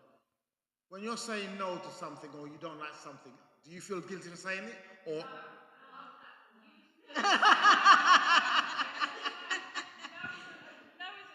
It's a full sentence. so I'm going to end the piece. So Janelle saying, you say no without, you don't feel guilty at all? No, nothing.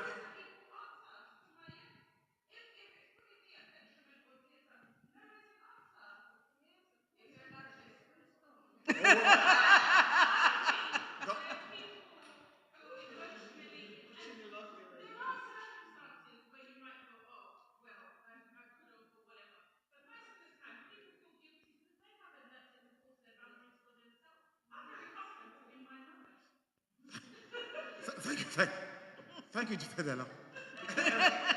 Elder P. You know what I find interesting? Push the mic up, yeah.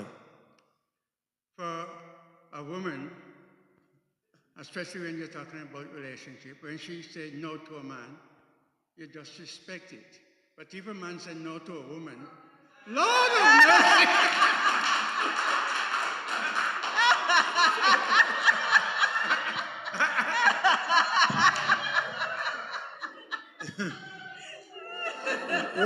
What I find interesting that Jess clapping ran out the door at the same time. So that was very interesting. So when a woman says no, the man accepts it. But when the man says no, problem always. All right. Sorry. Respecting others' choices and differences. That's quite important. To respect others' choices and differences. Important. It says healthy boundaries protect well-being, which is actually really, really important. But can I just go back? Just go back here again. Are we all comfortable? Because Jenna made a very, her standpoint is very strong. Are we all saying that? Are we all saying the same? With the same passion as Jadella, saying no without feeling guilty?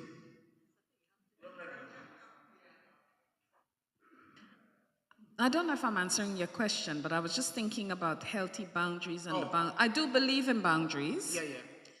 But I'm also wondering if there is a thin line where boundaries can be in a relationship can become a selfish thing. How many times shall I forgive? 70 times 7. Basically, don't keep a record of my wrong. Okay. Yeah? What's happening with my boundaries there? If we're thinking in the Christian version of relationship, right? Where does the boundary thing fit in? And I understand if a man's coming home and beating you or, you know, molesting, come on. But in terms of long suffering with things that are not outright abusive, but are not necessarily okay. I don't know, you can find examples. But so a hard line no, without regret or guilt. What's the thing? Guilt. Does that or could that in some ways infringe upon a selfless nature within a relationship? Do you see where I'm going? Yeah. Okay, so Nikki then Jadella, but she's going to explain for us in a minute, Jadella. Yeah, in terms of boundaries, Yep. they're not hard and fast. You can move. They can change. You can change them in accordance to the situation. They don't have to be stuck where, here. It can move here. It can move here. You can put it back here. So they can change. Okay, go ahead.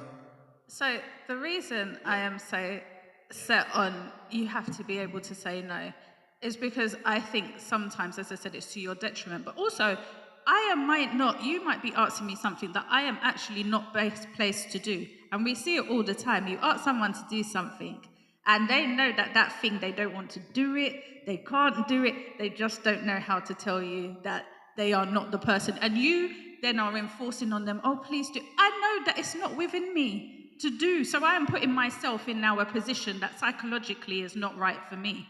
Okay. And so we have to know where the line is drawn. You can explain, I'm saying no, based on X, Y, and Z, but somebody else's guilt that they place on you should not allow you to be forced into a position that you know is not right for you to do. And also, there are some things that you just have to say no. I haven't got the time.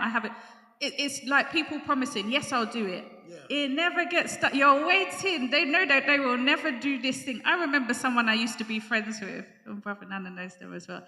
Are you coming? Yes, I'm just down the road. They used to be waiting for that person, and time has gone and they've never shown up. And they had no intention, instead of just saying no. That is the simple answer. And sometimes the not saying no causes more problems than actually giving the answer that you should give. Thank you very much. Moving on. Let's look at Say again? Yes. Yeah. Okay. Unhealthy relationships, yeah? Unhealthy causes where there's control, manipulation, or coercion. And there are even in marriages, friendships, church relationships, work relationships, yeah? There are some of us that has to be in control. And we have to manipulate the situation, or we've got to coerce somebody into doing what we want to go and do. And I think it goes back to what Jadella said about saying no is no sometimes, yeah? And also you've got lack of respect or constant criticism. And that's one of the things that some of us are good at. We love to criticize. Rather than encourage or uplift, we spend a lot of time criticizing. And especially in marriages, because you want something done a certain way, it's not done in a certain way, we start to criticize the husband or criticize the wife. And then all of a sudden, you lose respect for each other because the person who's being criticized is not respecting you. And then the one who's criticizing is not respecting the person they're criticizing. So what I'm saying is that this thing about constant criticism, now of course, it's something you don't like you might just turn and say, oh, I didn't like the way you put the dishes in the dishwasher. Just an example or whatever. I'm not going to mention a toilet seat because that would be pure drama, right? We're not going back to the toilet seat again. Trust me, right? But what I'm saying is though is that you know, when we're constantly criticizing each other, you start to lose respect for that person, and it forms unhealthy relationships. You know, in marriage, when you have children, yeah, and if the child do something wrong, it's always be your child.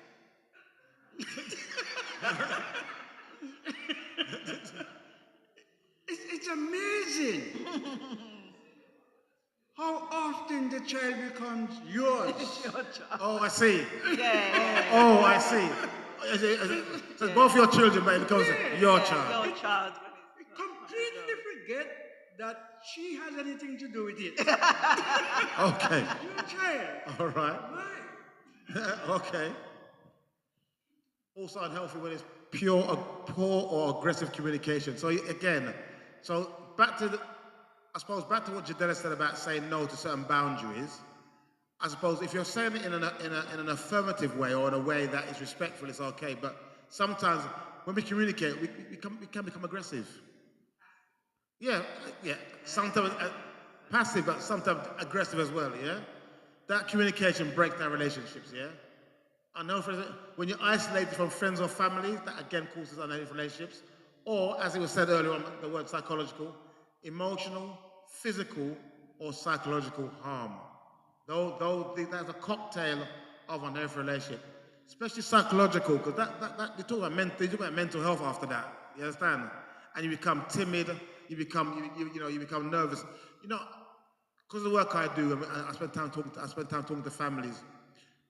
When they say things like, or when he comes home, I start to get nervous. I start to shake. No, I start to shake. Or do you understand what I'm saying to you? Or as a friend told me a little while back that when they had a friend, when the boyfriend came around, it's like everyone gets jumpy and nervous because the person didn't want the person to be there. Do you see what I'm saying to you? So it's really about, and I tell you, this emotional and psychological harm, it's easy to pick up, but hard to explain. Do you know when someone is emotionally attacking you and psychologically attacking you? And most relationships, especially marriages, yeah, most of it is around the emotional and psychological harm, and it's really, really important in terms of unhealthy relationships. And the impact of that is low self-esteem and confidence. Yeah, you know when okay, let's break down a little bit. I've got a few minutes to go. All right. If you're in a marriage, and I'm talking generally, if you're in a marriage, right, and you know that it's not working, you know, okay, we're a church family now, so we're Christian marriages, for example. If you know you're in a relationship and it's just not working, you're being criticized, there's emotional and there's psychological harm. Maybe not physical harm, but there's emotional or psychological harm. You're being criticized, you're being put down. Should you stay in that relationship? No, not if it's not healthy, if it's not doing anything for you. Sorry. What about seeking? Did you seek help before you, or counsel before you decided to call it quits? I haven't called it quits yet. All I'm asking is that should you stay in a relationship where you're being constantly criticized, put down, emotionally, psychologically, you've been traumatized, you know, the husband comes home or the wife comes home, because we keep saying, oh, it's a woman. Some men are in the same boat too, you know? Yeah. Some men, they are trembling, knees knocking. You understand? I'm being honest, because I'm being serious, because some women are bullies. And when they come in the house, the man get nervous. So what I'm asking is that in that instance, thinking about Christian marriages, should we stay in those kind of relationships? Yes or no? No. No. But you should seek help, like what Jason said. Yeah, try and seek help. So you sought the help. Yeah. And it still ain't working. No, come out. It's not No? good for you. No. God doesn't want us to be bullied or. Okay.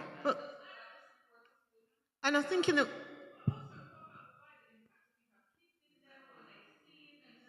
Yeah. Okay. Steve? Yeah, I know you're talking about children, but just imagine that there is no children involved. But the relationship is continuing those things that written up there, low esteem and, confidence and anxiety and all those things, and if you isolate from support and probably family as well, should you hang around? As Brother Jason said, did you seek help? And that's probably one of the first thing you should do if you find yourself in that situation, anybody. But one of the help that people seems to be seeking now, they now seek spiritual help. Them run gone to some people who give them advice, and them people not even know anything about God, and the first thing they might tell you to do is to move out. They're not helping you, you know what I mean? So if you are not a Christian then and that problem reach you, then it's very difficult for anybody else to help you other than God. If you are a Christian, then you have to seek Christian people to help you. I was going to say, I think that definition is confusing in a way to say a Christian marriage, because I'm thinking, why have you put that label on it? Because if it was a Christian marriage, then none of this should be happening. Or am I wrong? Yeah, but the reality is, the divorce rate in the church and the world is equal. So why I say Christian marriages? Because we're all Christians here. That's why I'm talking about Christian marriages. But I don't want to stray from the point. If you're going through that experience of being criticized, being emotionally, psychologically harmed, should you stay in it? Because all I want to find out from anybody is there any biblical evidence to support ending that relationship? That's what I'm asking. There is. What? He wants me to be in good health. Yeah. God, no. That's what I said. God doesn't want you to be bullied or anything. What use are you to the Christian world if you've got low self-esteem, no confidence? You've got no use. You've got no use to spread God's word to anybody because you've got no confidence. So what good are you? You have to have God confidence. I was going to say that most of what you're talking about comes under the category of emotional abuse and domestic violence. There's different categories. So people tend to think, oh, someone's hitting you, and that's the worst form. But actually, emotional abuse is actually more detrimental, and it can have long-lasting effects, especially if you say there's children involved. There's a condition called AYS. You will know about it because you're a social worker. So these children grow up to have adverse conditions in adulthood. They just can't function because of all the trauma they've been through. So in terms of you're saying, is there biblical, really, the grounds for divorces tend to be adultery, but no one's going to ask you, I don't think no person will want someone to stay in this situation if the other partner's not seeking to change their behaviour or to get help. So that I believe, yes, the person can separate, but whether or not, in terms of things like, not to say they can't divorce, but whether they can marry again and all of that, that's another whole, topic. But they can, for their own health and well-being, is best to, if the person's not willing to get rehabilitation or, seek therapy, it's best to just separate. I know Gillian said no one will want you to stay, but I do disagree with that a little bit because I think there are some people that still have that thought that you should stay. And also culturally, for some people, despite what is happening to them, it's a shame to get divorced. I think you should leave, but there are still those things at play why some people stay in those situations. Okay, who's next? This is the definition. Yeah. It's a safeguarding issue anyway. Yeah. When you're chipping away at people's confidence and all that stuff. Yeah. But from a biblical perspective, I think Sandra has a text. But I was also thinking, clearly if someone's doing this to you, they're an enemy to you. But the Bible tells you love your enemy. And I'm just thinking seriously about your question. Yeah. So, what do? I think Jillian's point is carrying some weight. I probably would need to separate myself and take time out from you. Whether I'm in a position to divorce you and remarry is probably another conversation from a biblical standpoint. But I can still love my enemy but hate what my enemy is doing to me and separate myself from the consequence of their actions, I suppose, but still love them and pray for them, but maybe from a distance. Okay. Mashika. Oh, sorry, I apologize. Apologies. Sorry. Okay, I just wanted to read a couple of texts that I found. Ephesians 4, verse 31 to 32 says, "Get rid of all bitterness, rage, and anger. Be kind and compassionate to one another." And then Colossians 3, verse 19 says, "Husband, love your wives. Do not be harsh with them." And then 1 Corinthians 13, 4 to 5, "Love is patient, kind, is not easily angered." And the one that I kind of like, Psalms 11, verse 5 says, "The Lord hates the one who loves violence." So if you love violence, God don't love that. So I don't know why we'd be accepting it. Okay, thank you. Mashika. I think this is a very good topic to talk about because there's a lot of young people that stay in relationships because of guilt. And for the same reason, guilty because they don't want to give up on a relationship, but the relationship does not serve them anymore. And I have a particular person close to me that's going through the same thing. And even when Jadil was talking about the church people or even culture in itself, there was a lot of church people that were encouraging them to stay and try and persevere. But I said to her, I said to her, once is a mistake, twice is on purpose. So you need to know what you're doing. Because at the end of the day, as everyone is saying, God didn't give you that kind of lifestyle. He didn't say that you must be abused or chastised by someone that's supposed to love you, because that's not the definition of love. So if it's not a definition that God has given to you, you need to walk away from it because it's not helping you in any way. And I feel like as a young person saying this to her, she felt more encouraged to go on with the divorce because at the end of the day, everybody, elders were saying that she should stay, persevere. And I know that's based on their own experiences and their relationships. Back in the day, everyone would just put up and shut up kind of thing. But this is a day and age where we can't be encouraging that kind of behavior or lifestyle because it's, as you said, it's detrimental, especially when you have kids involved. And I feel like this is a conversation that needs to be spoke about a little bit more for us young people that may have rushed into relationships and not really done the whole conversation or whatever, but now we're in a situation where it's abusive, it's very toxic, and we're looking for places to go to kind of find information to say what should we do, and the answer is stay and persevere. So yeah. So what I'm going to do, before you go, Dawn, what I'm going to do, Mashika, by God's grace, for May, get the young people down here, and we'll look at domestic violence. Get the young people down there. We'll look at domestic violence because people just think it's physical. There's a lot more to domestic violence than just physical. So we can do that for the next one. You get the young ladies down there, young men down there. We can discuss that on a deeper level. No, it's domestic violence. It's not abuse. The word has changed. It's domestic violence. No, yeah, it changed from abuse to violence. Okay, go on, Dawn.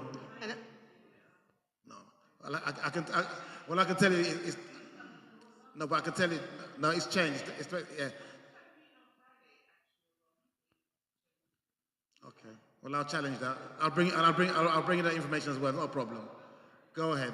No, I was just going to add off the back of what Mashika said, because you can't feel remorse after the person 6 foot under. That's too late. So I would have said the same thing. No, walk away. Keep your life. Keep your life. Absolutely. Absolutely. So we all agree that if you're going through that experience, we should walk away. Yeah. Okay. Run. So let's look at conflict resolution. Yeah. Hold on. Conflict resolution. Yeah. So when you're in conflict with your partner or with your church folk or with your work colleague or your brother, sister, mum or dad, the 5 points is to stay calm and avoid escalation. So when someone's letting rip or they're venting so much, it's important for the other person to stay calm. and avoid escalation. Because if Regnar's shouting and then Jason starts shouting, it's going to escalate, and it's going to be a volcano. So if one person is going off on one, try and stay calm and avoid escalation. Number 2, listen to, understand, not to respond. So listen to understand, not to respond. Focus on the issue, not the person. Focus on the issue, not the person. Compromise and problem solving. Seek mediation if needed. So when you're in, to conflict resolute, these are the 5 points that I've raised. I think they're really important, because if 2 of you are going off on one, it ain't gonna work. Listen to understand, not to respond. And even though the worst thing is though, and this is what I'm saying, when you're venting and you're telling the person how you're feeling, and it may come across harsh, right? Will the person truly understand now? I'm not sure. Or are they going to get pent up or have hard feelings, or they become sensitive and get really upset? That's why I say, and I'm not saying you shouldn't say your point, but I think I'm of the opinion that it's not what we say, it's how we say it. Firm but fair. That's my view. Firm but fair. All right? And again, focus on the issue, not the actual person. It's a behavior. Yeah? And you've got to compromise. In friendships, in relationships, in marriages, you have to compromise and problem solve together. And if needed in marriages, you seek mediation. Any points on that? Sandra? As someone who taught conflict. So the thing that's probably missing is avoid. So one of the things you should do at the beginning is assess the situation. And if you think the person is already too hyped, or they look like they're gonna, kick off, hit you or whatever, fight. The fight or flee comes in, and you flee, you walk away. So it's not always that you're gonna have a conversation or you're gonna try and interact with somebody who's already lost it. You have to decide by body language, by the way they're speaking, whether it is worth having that interaction at that point. So you might just decide, when you assess the situation, which you should always do first, walk away calmly, and then wait for, and that's what, when I was talking about time out before, that's your time out and the person's time out to allow you to calm down to a point where you can reasonably discuss it, and then the other things kick in. Okay. And just to clarify, Giselle, you're right, it's domestic abuse, not domestic violence. Thank you. So yeah, I'm humble enough to do that. Go ahead. The problem with number 3 is the person always think that the issue is concerning them. Right. So you're focusing on something that is very positive and realistic, but that person is thinking that you are targeting them. Okay. But this is the problem. And you have no such thing in your mind. Okay. You just have that issue that is most important in your mind. Yep. And you're trying to relate that something not going to work because this issue is very important for you and that person. But for some reason, that person cannot conceive that you are not targeting them. I suppose in number 3, if we've got an issue, we should be looking at the issue, but I suppose I hear what you're saying, that they're taking it personally, but I suppose in a conversation where we're not agreeing, it should be the issue, not the person coming to the forefront. It's the actual issue of what's going on at that time that's caused the issue. Would you agree? All right.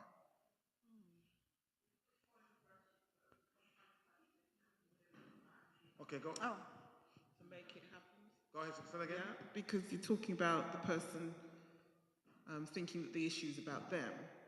You might have to go back to the beginning of your process in order to move forward. Otherwise, you just get stuck at one point. Yeah, explaining. Okay, all right. So, promoting healthy relationships, encourage open communication, model respectful behavior, support emotional literacy, challenge harmful behaviors, provide education and resources. So I suppose at the top, to encourage open communication. That's really important, where you can be open, honest, and transparent. We should be modeling. See, there's no point you saying about you want respect, but you don't give it yourself. It doesn't add up. You have to give that together. And supporting emotional literacy. I mean, supporting somebody as they're speaking, how they're feeling, allowing the person to be able to be emotional, yeah, and giving them that time and space. Challenge harmful behaviors. And I think Jadella's got a point there where she's talking about saying no, about boundaries. We've got to challenge it. We've got to challenge those behaviors where what are harmful, challenge them, yeah? But also provide the education and resources to overcome harmful relationships. All right? That's important.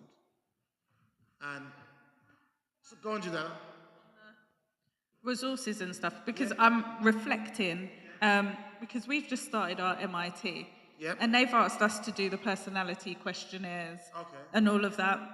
And I do it at work all the time.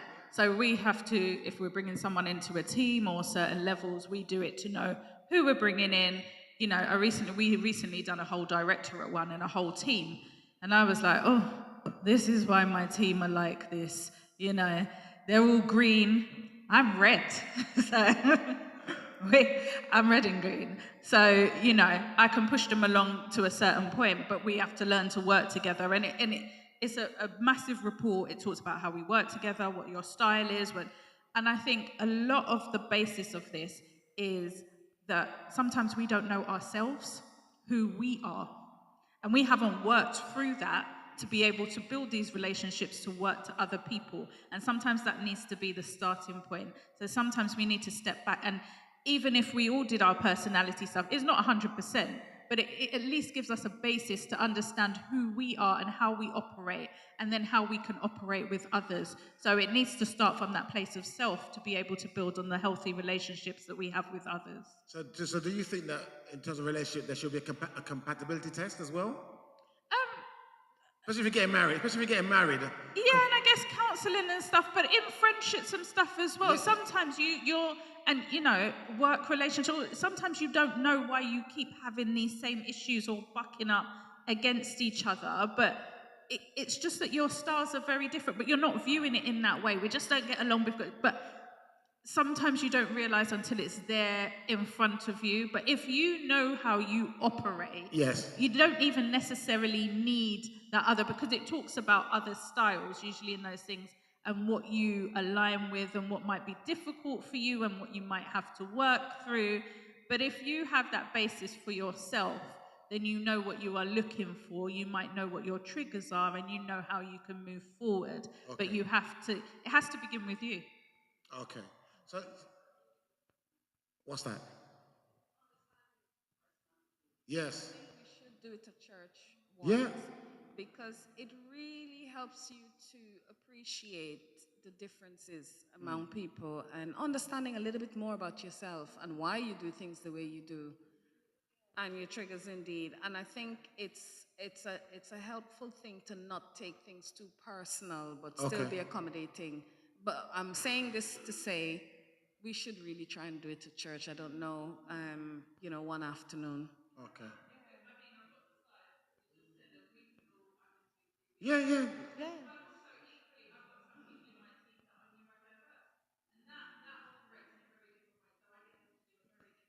Yeah.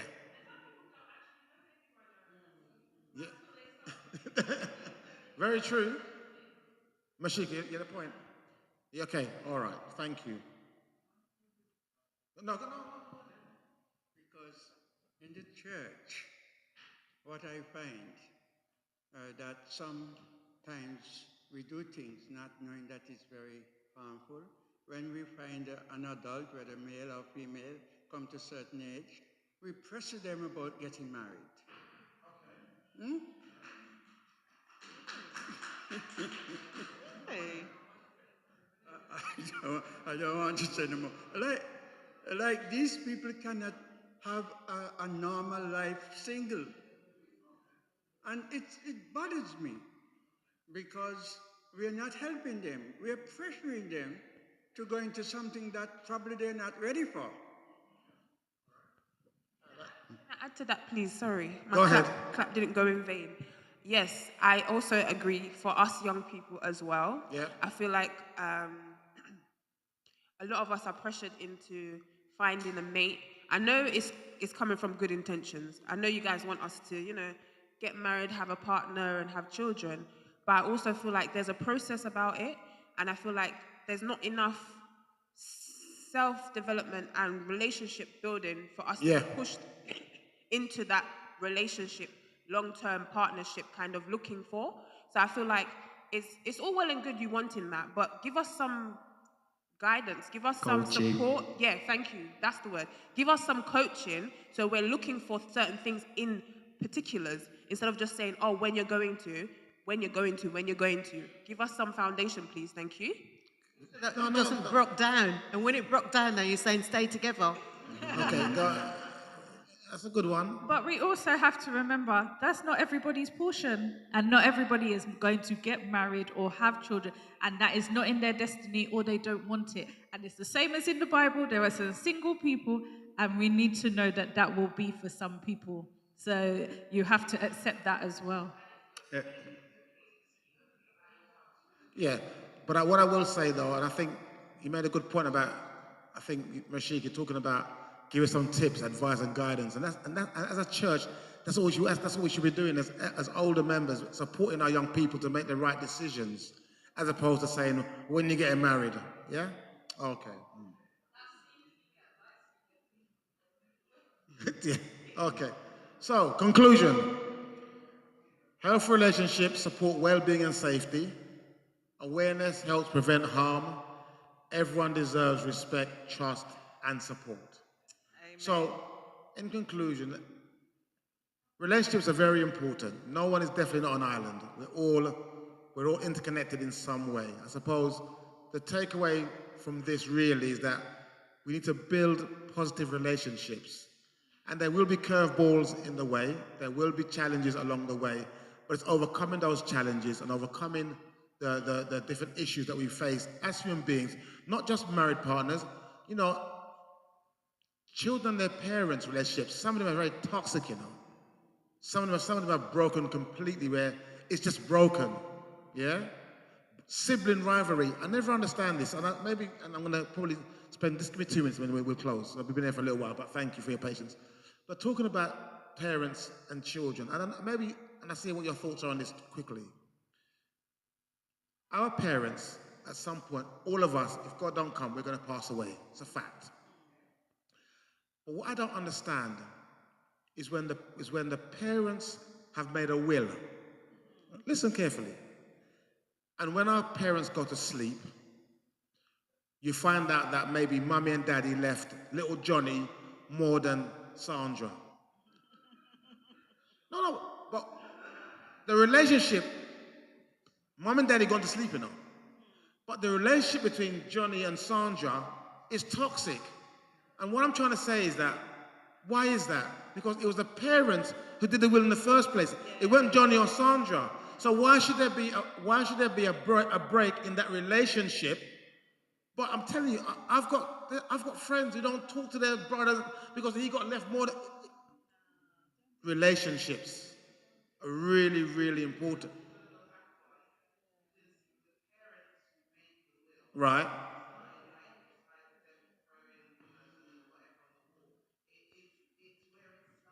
Yeah. Yeah. I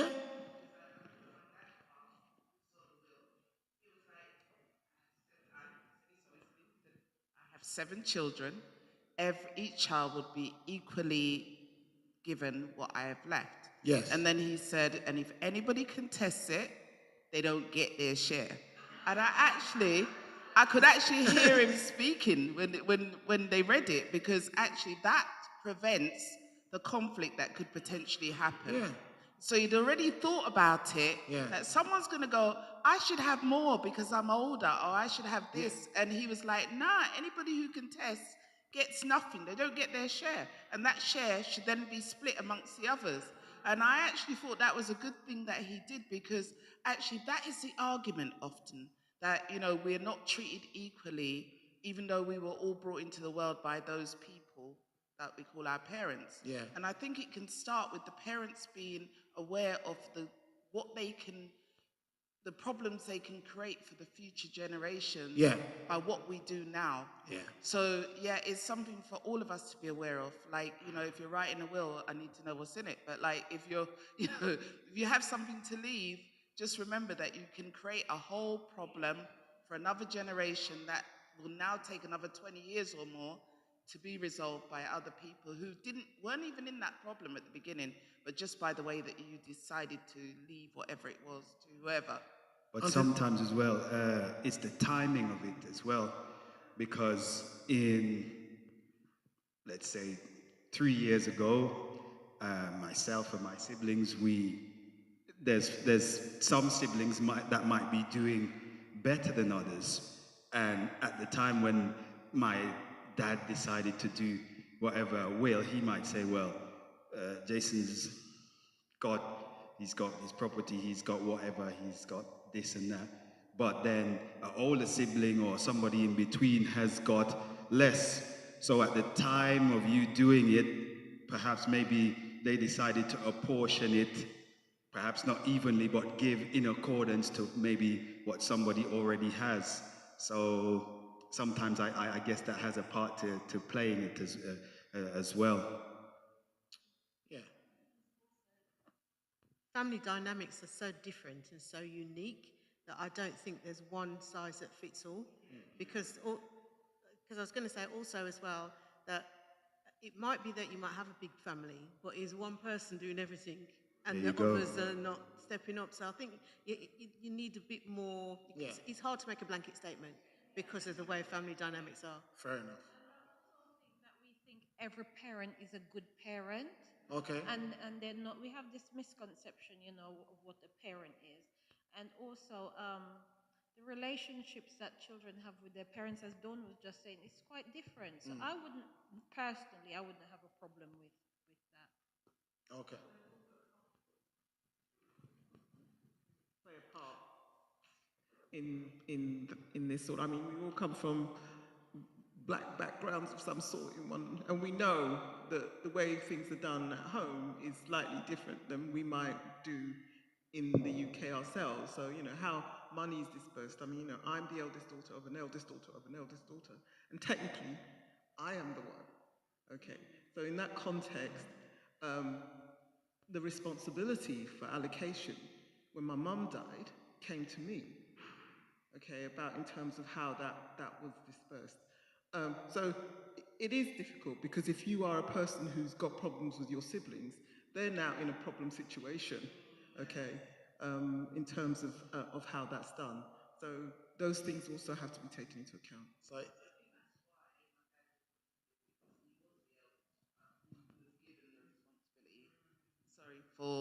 for distributing the wealth from his dad, and it caused so many problems because you had half siblings who felt that they should have got more because they were older, actually. But the one that he married is the one that he said, well, that's the one that I'm giving the power. So all of that just created a lot of mess for a lot of years. So I'm glad that he actually thought, right, look, I brought 7 kids into the world. They're the 7 that I'm responsible for. They get it equally, and it doesn't matter who's got what or already achieved stuff for themselves. This is what I've left. But you have to think about it. It can create so much. So, in closing, relationships are definitely complex. Yes, definitely. And you definitely need the Holy Spirit to be in your relationships. Oh, absolutely. To press forward. And I think we model our lives in terms of what Christ says in the Word of God. What God wants us to, He wants us to have good relationships and positive relationships. I hope this afternoon was practically that we may have learned. We may have done all already. We may have taken away something from this afternoon. Thank you all for being here. Let's stand for a word of prayer.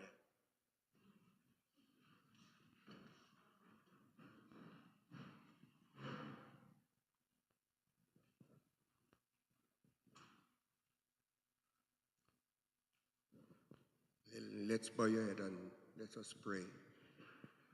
Father in heaven, we thank you for the time that you have given us to spend together and for what we all talk about here today, Lord.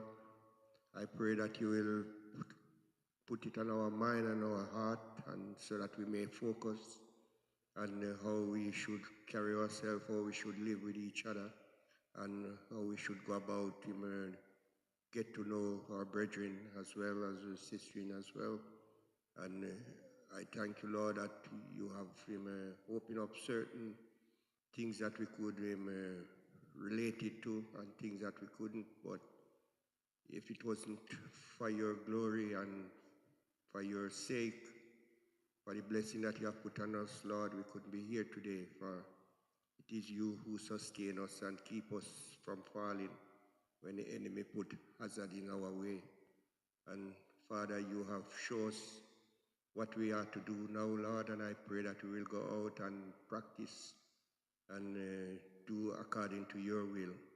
Bless every head that is bowed here, and thank you, Lord, that we have the opportunity, and those who are waiting on us, I pray for them also, Lord, that you will continue to give them the patience and bless this place that we have been using.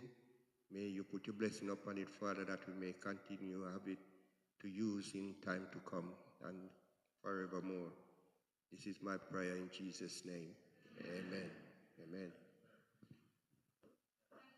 Thank you, Stephen. You're welcome. All right.